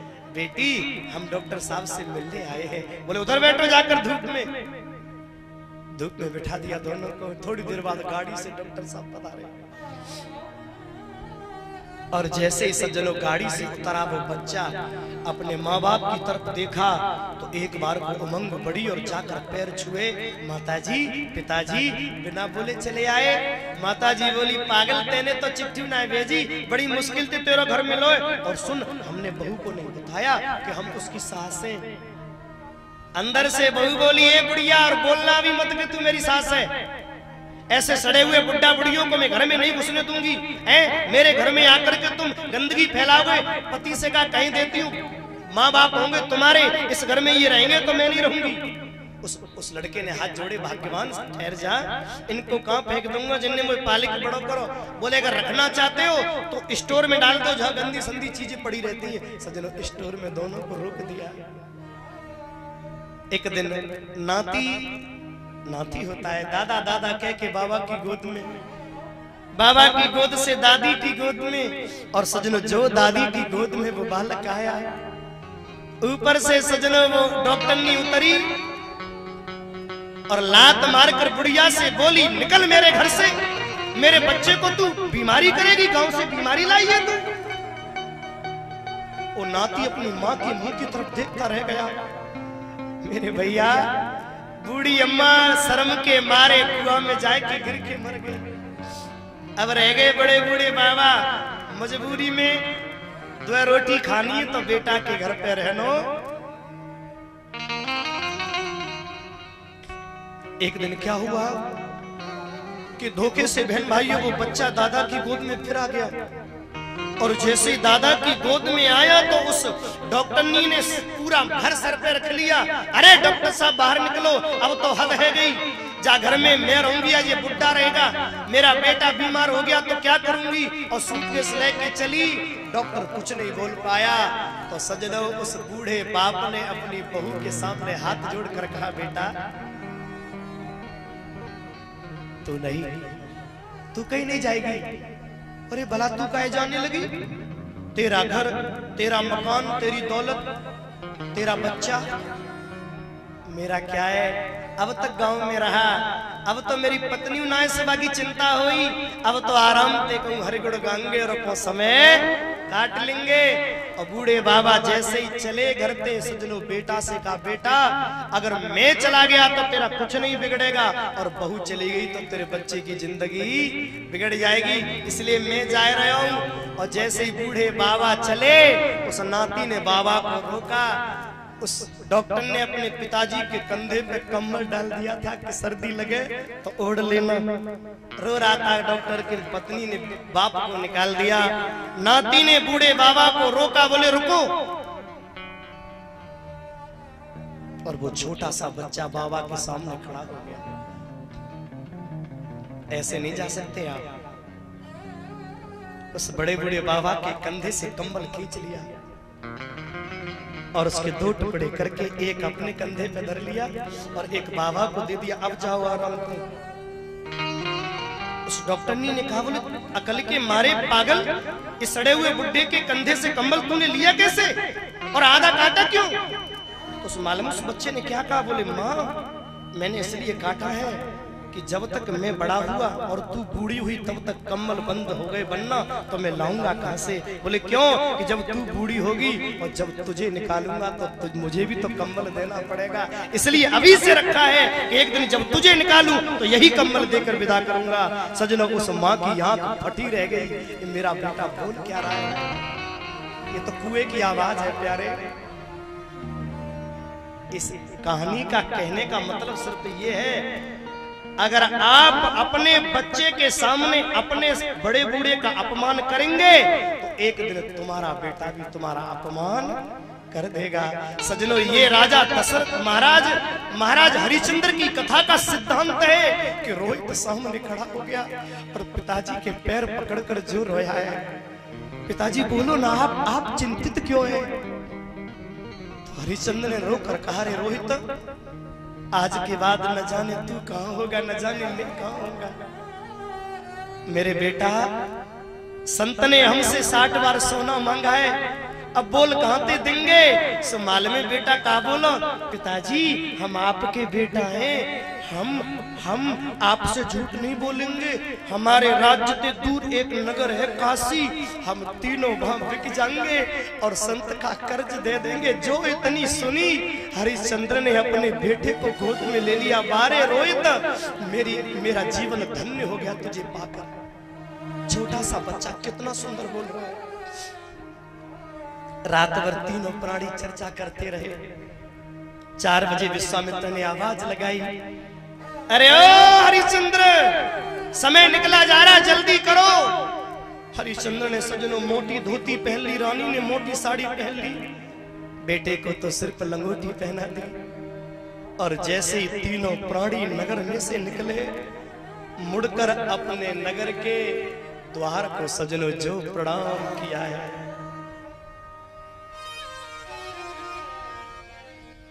मेरे अयोध्या के वासियों, ए मेरे महल के कमूरों, आज तुम्हारा सरताज किसी का कर्ज देने जा रहा है, मैं तुम्हारी कलंगी को झुकने नहीं दूंगा।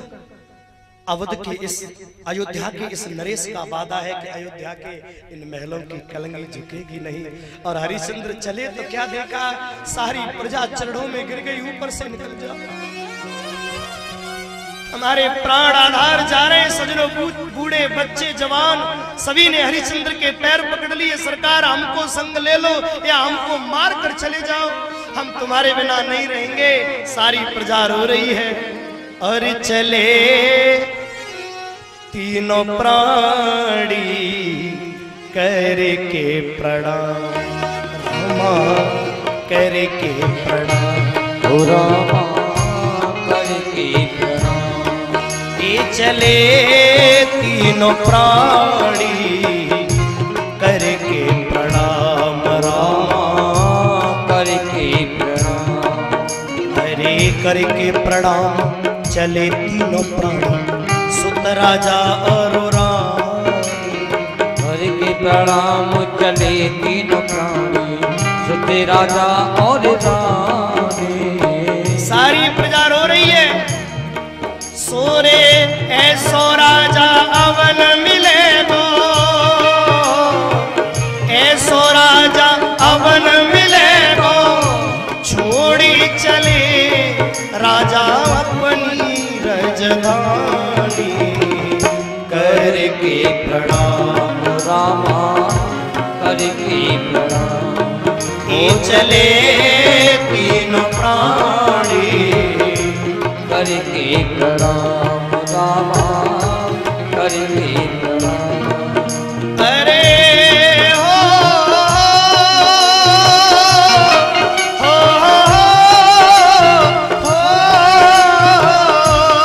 रे।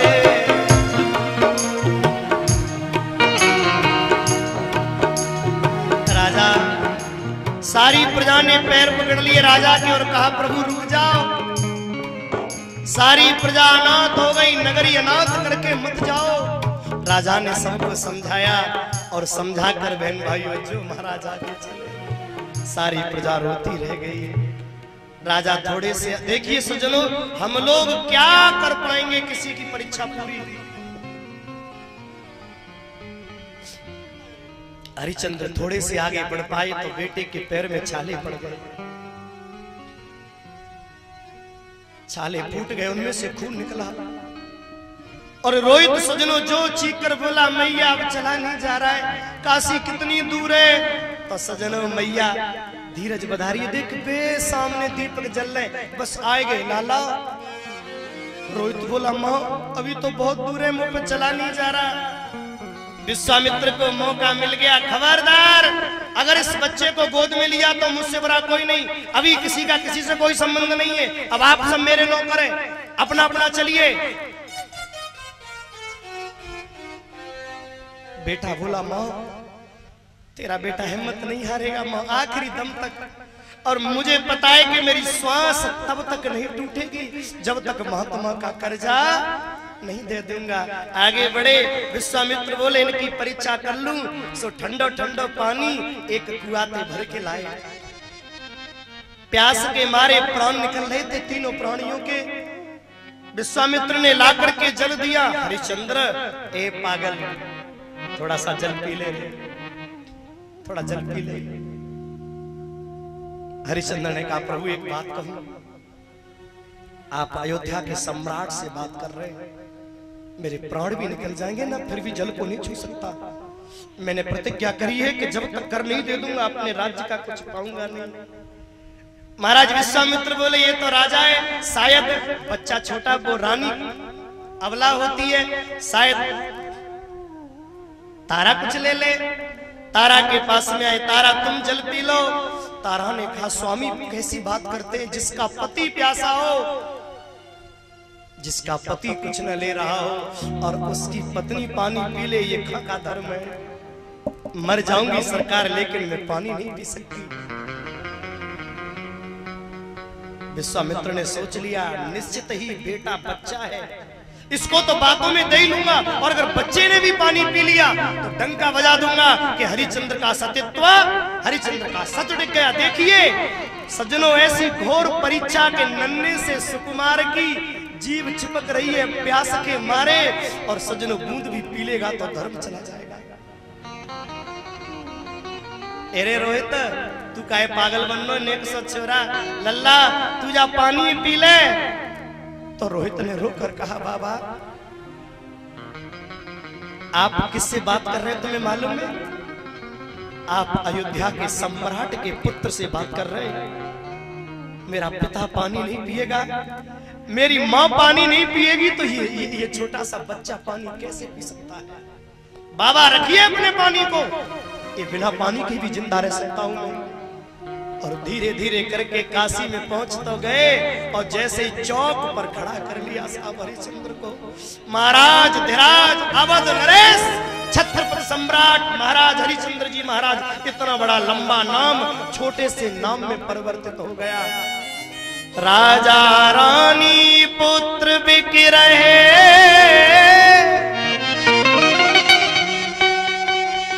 काशी सी नगरिया में,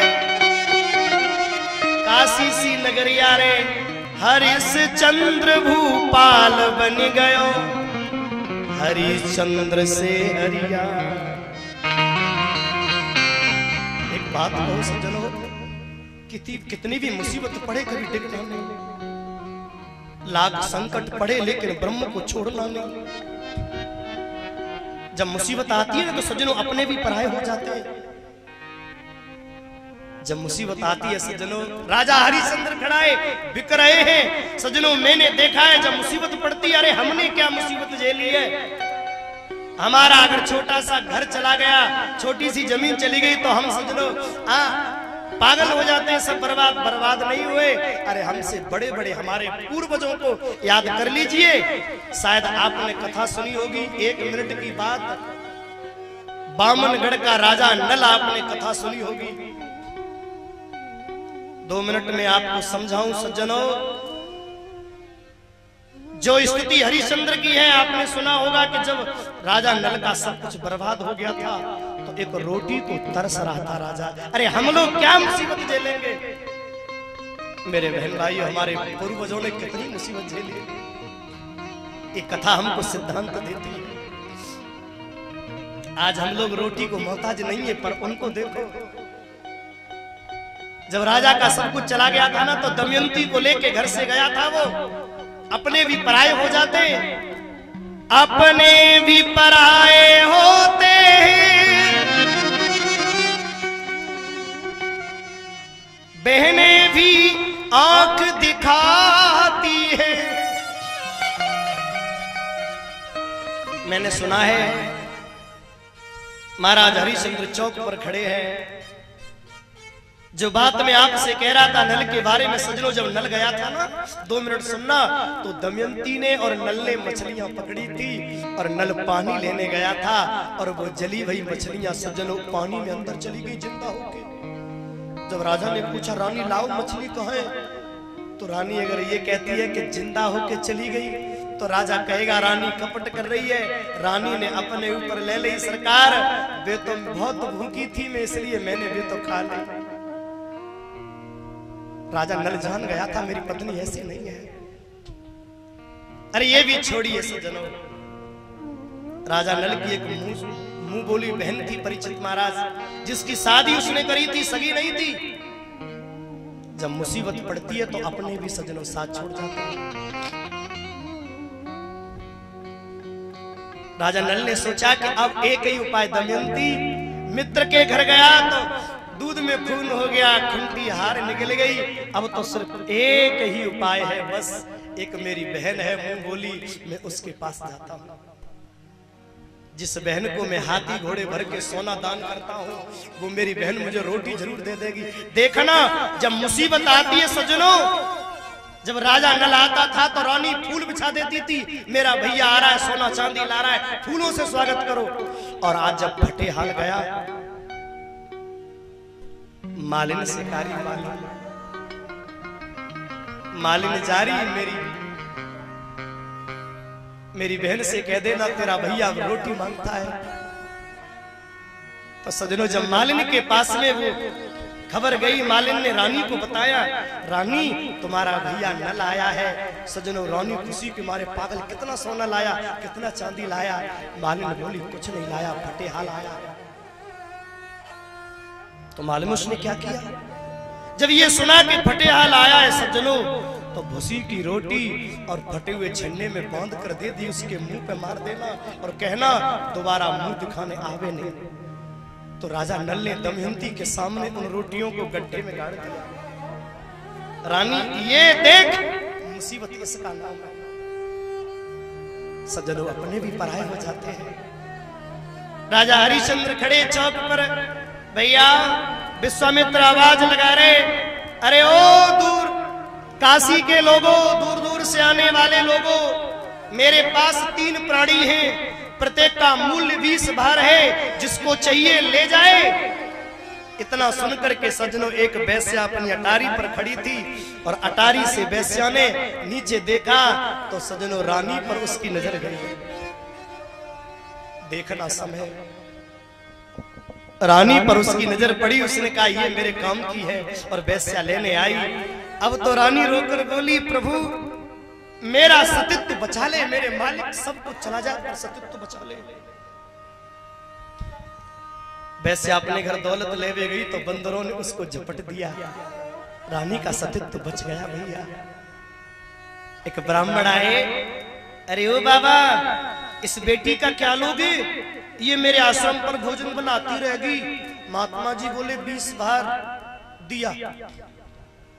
और जैसे रानी को लेकर चले तो रोहित सज्जनों अपने पिताजी की ओर देख करके रोया। माँ जा रही है, अपने माँ का पल्लू पकड़ के बोला माँ मैं भी चलूंगा। महात्मा जी ने फटकार दिया, बोले बच्चे का मैं क्या करूंगा, पीछे कोई किसी का माँ नहीं, कोई किसी की माँ नहीं, कोई किसी का बेटा नहीं, सीधे चलो।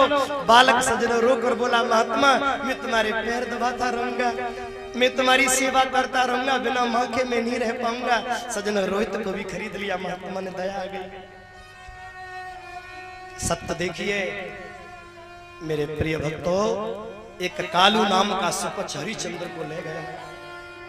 हरिया देखो सामने दुकान है रे, वहां से सत्तू लेना और देख यहाँ अपने खालिया करना, रोज नई गागर मिलेगी और रोज कुंड में से पानी लाना। मैं आपसे एक निवेदन और कर दूं, हम लोग कहते गंगा मैया, उस समय गंगा मैया थोड़ी आई थी,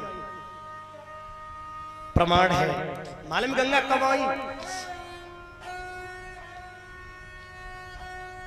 हरिश्चंद्र के रोहित, रोहित के हरित, हरित के चंप, चंप के सुदेश, सुदेश के विजय, विजय के भरक, भरक के ब्रक, ब्रक के बाहुक, बाहुक के सगर, सगर के बहन भाइयों आसमान से अंशुमान और फिर दिलीप, फिर भागीरथ, तब गंगा आई तेरे पीढ़ी बाद।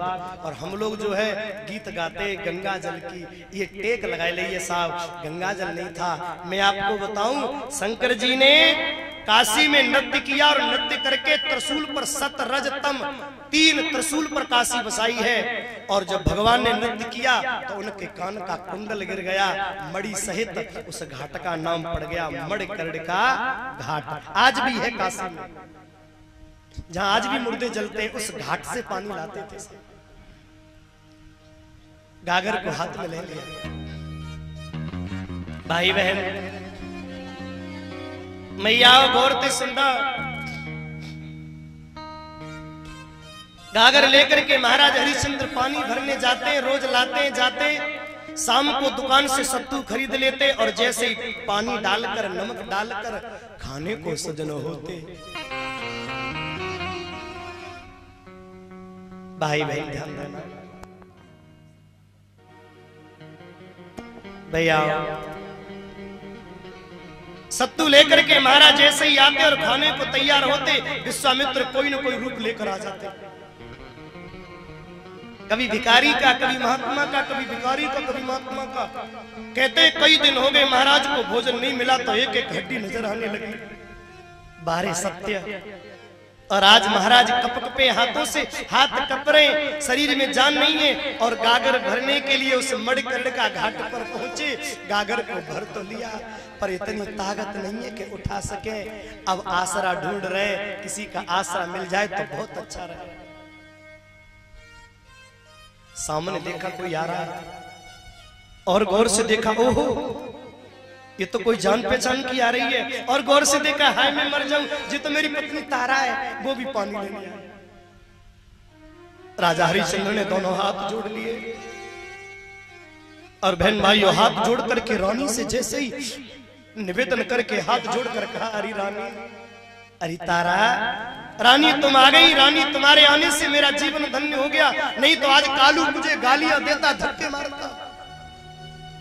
रानी आज आपके आने से मेरा घड़ा उठ जाएगा। रानी ने अपने पति की हालत को देखा तो कप गई। ये क्या हाल बना रखा है आपने? राजा हरिश्चंद्र बोला, रानी बाद में, पहले घड़ा उठवा दे। तो मालूम है रानी ने क्या कहा? नहीं सरकार, मैं आपको छू नहीं सकती। जो रानी प्राणों से ज्यादा चाहती थी महाराज को, आज सत्य ने इतना दूर कर दिया। प्रभु मैं आपको नहीं छू सकती, आप मेहतर के नौकर, मैं ब्राह्मण के नौकर। राजा हरिश्चंद्र तो मुंह फाड़ कर रह गया। अरे कोई दिन था कि जब मैं रानी की तरफ उंगली उठा देता तो धूप में सूख जाती थी, मेरी आज्ञा को कभी भी टाला नहीं, और आज कहती है कि नहीं छू सकता। राजा ने रोक कर कहा, रानी 7 फेरों के बंधन को कर याद मुसीबत में रानी। रानी मारेगा सुपच मुझे ज्यादा, गर ले न गया उसका पानी। रानी उठवा दे घड़ा,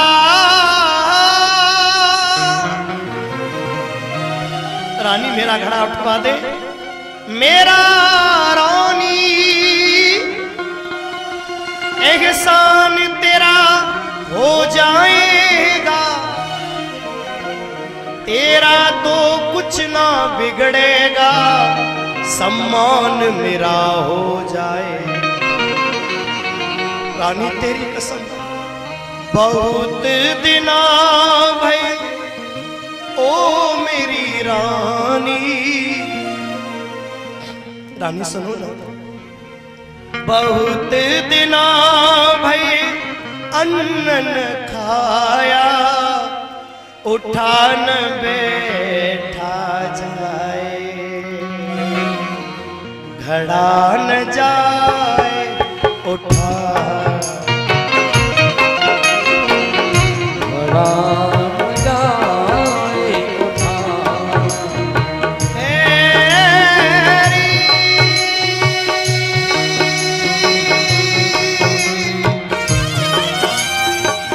अरे ओ विधाता, हाथ जोड़कर रानी से कहा, रानी सुनो ना स्थिति मेरी,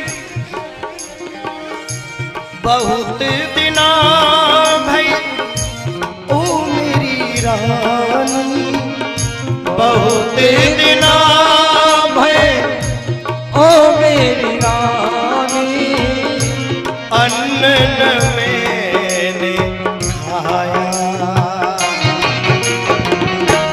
घड़ा न जाए उठा, घड़ा न जाए उठा। रानी सुनो, राजा ने रोक कर कहा, रानी एक बात मेरी सुन ले, थोड़ा सहारा दे मुझको, किनारा दे,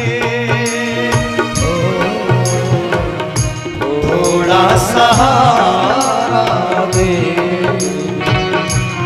इतना सा एहसान करो जी, दे दो तनिक सहारा, उठ जाए घड़ा हमारा।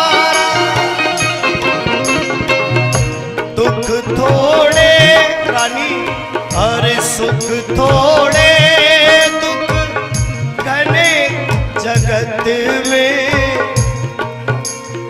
और कुछ भी कहा न जाए, खड़ा न जाए,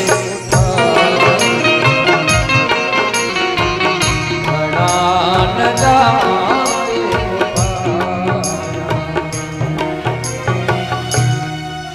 रानी तारा ने कहा अंदर चले जा,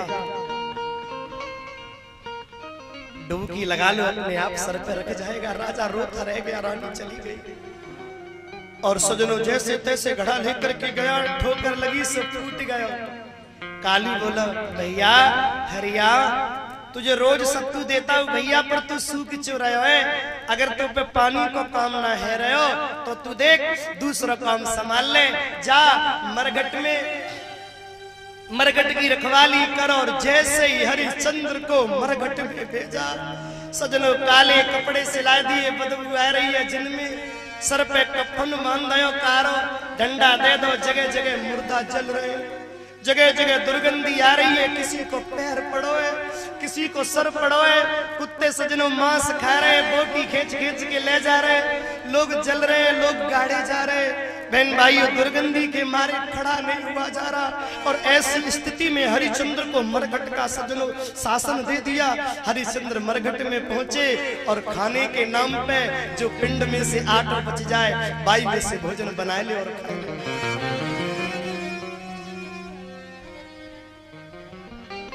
समय की करवट देखिए।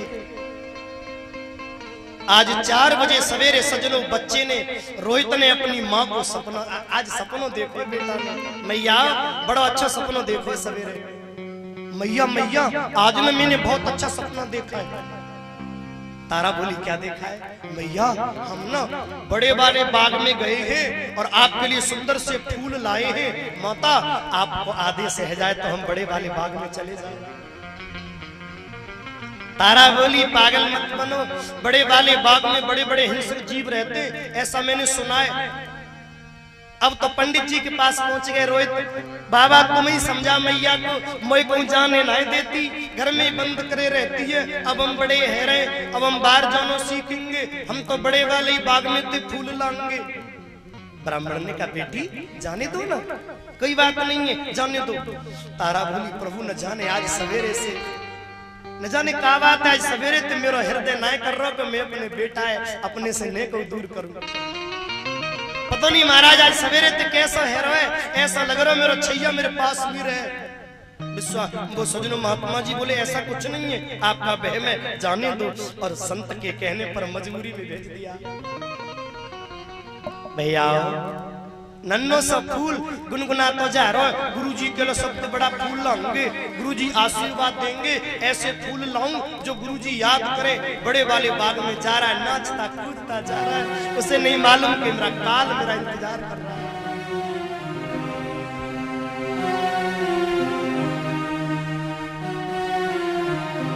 पहुंच गया बहन भाई उस बाग में, और जैसे ही बाग में पहुंचा,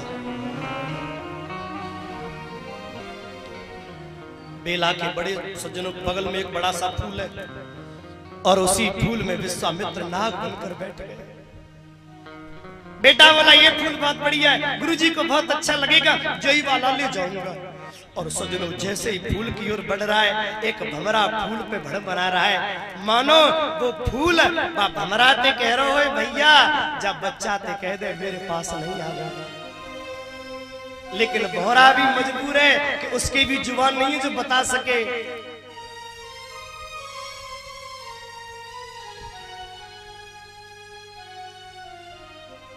कुछ बोल नहीं सकता सज्जनों, भौरा मजबूर है, भूल बना रहा है।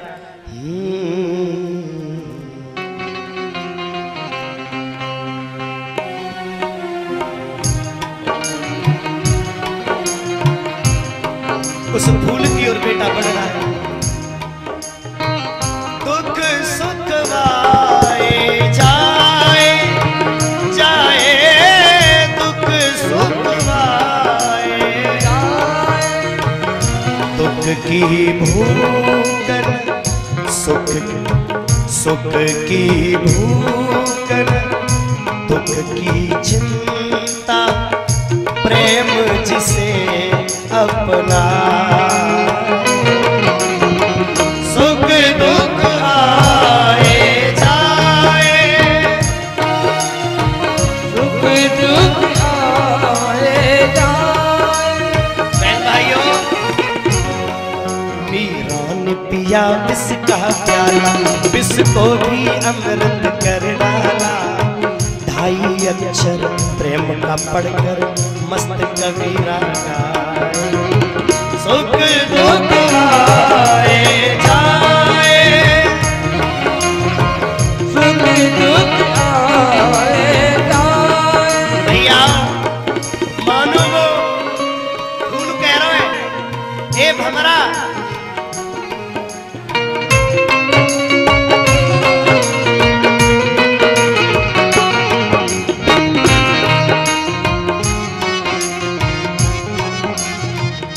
भमरा कहना मत भूल। क्या भमरे तू कहना न भूल, भूल में बैठा है बिसियर। भमरे ने खिलाया फूल को लेने चला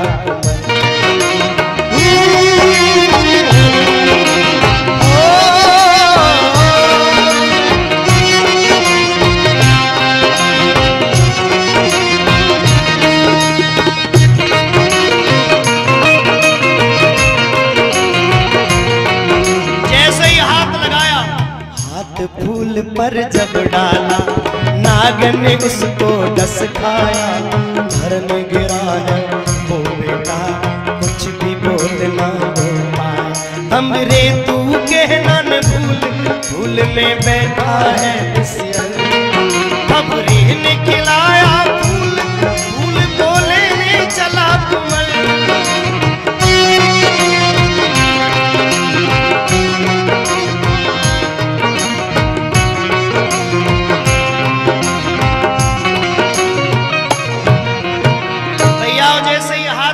नाग ने जोर डसा है और सजनों डसते ही बालक जमीन पर गिरकर जो एकदम रो भी नहीं पाया, इतना विष भर दिया कि बालक उठता चला गया और आसमान की ओर देखकर अपनी माँ को पुकारता है, माँ तुम कहाँ हो? मैया बोलो ना तुम कहाँ हो? मैया जल्दी आ जाओ।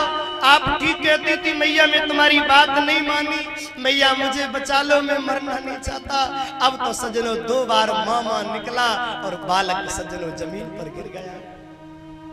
हाथ पैर नीले पड़ने लगे, हाथ पैर उठने लगे, मुंह से झाग आ गया, आंखें पथराने लगी, हाथ पैर मार रहा है। मानो विश्वामित्र ने आवाज लगा दी, अरे ओ काशी के लोगों, किसी का छोटा सा बच्चा सर्प ने डस खाया है, बाग में पड़ा है, जिस किसी का भी हो उठा लाओ। ऐसा ऐसा है, ऐसी टोकरी लेके गया है। और जो पूरा चित्रण बताया, सज्जनों महात्मा के पैर पकड़ के मैया बोली, प्रभु जी तो मेरो ही है, अपनो ही लल्ला तो गए।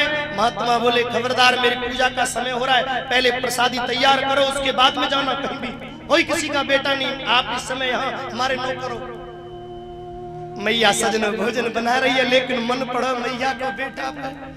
जैसे तैसे भोजन बनायो और महात्माएं परोसो, और भोजन परोस के जब महात्मा ने कह दी जाओ, तो जैसे बहन भाइयों कोई किसी का गैया का बछड़ा खो गया हो और अचानक मिल जाए, तो जैसे गैया रस्सी तोड़ के दौड़ती है, वैसे बर्तन फेंक करके और गैया की तरह मैया जो दौड़ी है साहब, एकदम बाग में गई, दूर से लगी, हाय जी तो मेरो ही है। और सज्जनों बेटे के ऊपर जाकर मैया ने जैसे ही देखा मेरा बेटा उठ रहा है, एकदम सज्जनों हाथ कर दिए, गोद में ले लिया और गोद में लेकर के रोहित की नजरों से नजरें माने मिलाई है साहब। रोहित की थोड़ी सी सांस चल रही थी और सांस चलते पे उस बच्चे ने सिर्फ एक ही बात कही, माँ माँ माँ एक बार मुझे अपने हृदय से लगा ले, माँ मेरे माथे को चूम ले, अब मैं तुझे मिलूंगा कि नहीं मिलूंगा। मैया एक बार मुझे प्रेम कर ले। और जो गले से लगाया और गले से लगा ही रह गया। प्राण पखेरु उड़ गए सज्जनों। जो शरीर ठंडा पड़ा अब तो मैया पछारे कह रही है, गैया की तरह रो रही है। साहब एकदम गुस्सा में आ गई, तू बुरो है, मैं तो ते नहीं बोलूंगी, तुम वो छोड़ के चलो गो। कहता था सारी जिंदगी उंगली पकड़ के चलेगा। अरे ओ निठुर, बचपन में ही छोड़ गया और फिर गोद में ले लेती है। मेरा सब चला गया, कुछ नहीं बचा। काशी सी नगरी चली गई महाराज। मेरे पति मुझसे दूर हो गए और आज मेरे हृदय को टुकड़ा छीन लो। बहन भाई पछाड़ खा के रो रही है और रोते रोते एक ही बात कहती है, बना के क्यों बिगाड़ा रे, बिगाड़ा रे नसीबा, ऊपर वाले ऊपर वाले। बना के क्यों बिगाड़ा रे, बिगाड़ा रे नसीबा, ऊपर वाले ऊपर वाले। सज्जनों अपने बेटे की लाश पर मैया रोती है, बना के क्यों बिगाड़ा रे, बिगाड़ा रे नसीबा,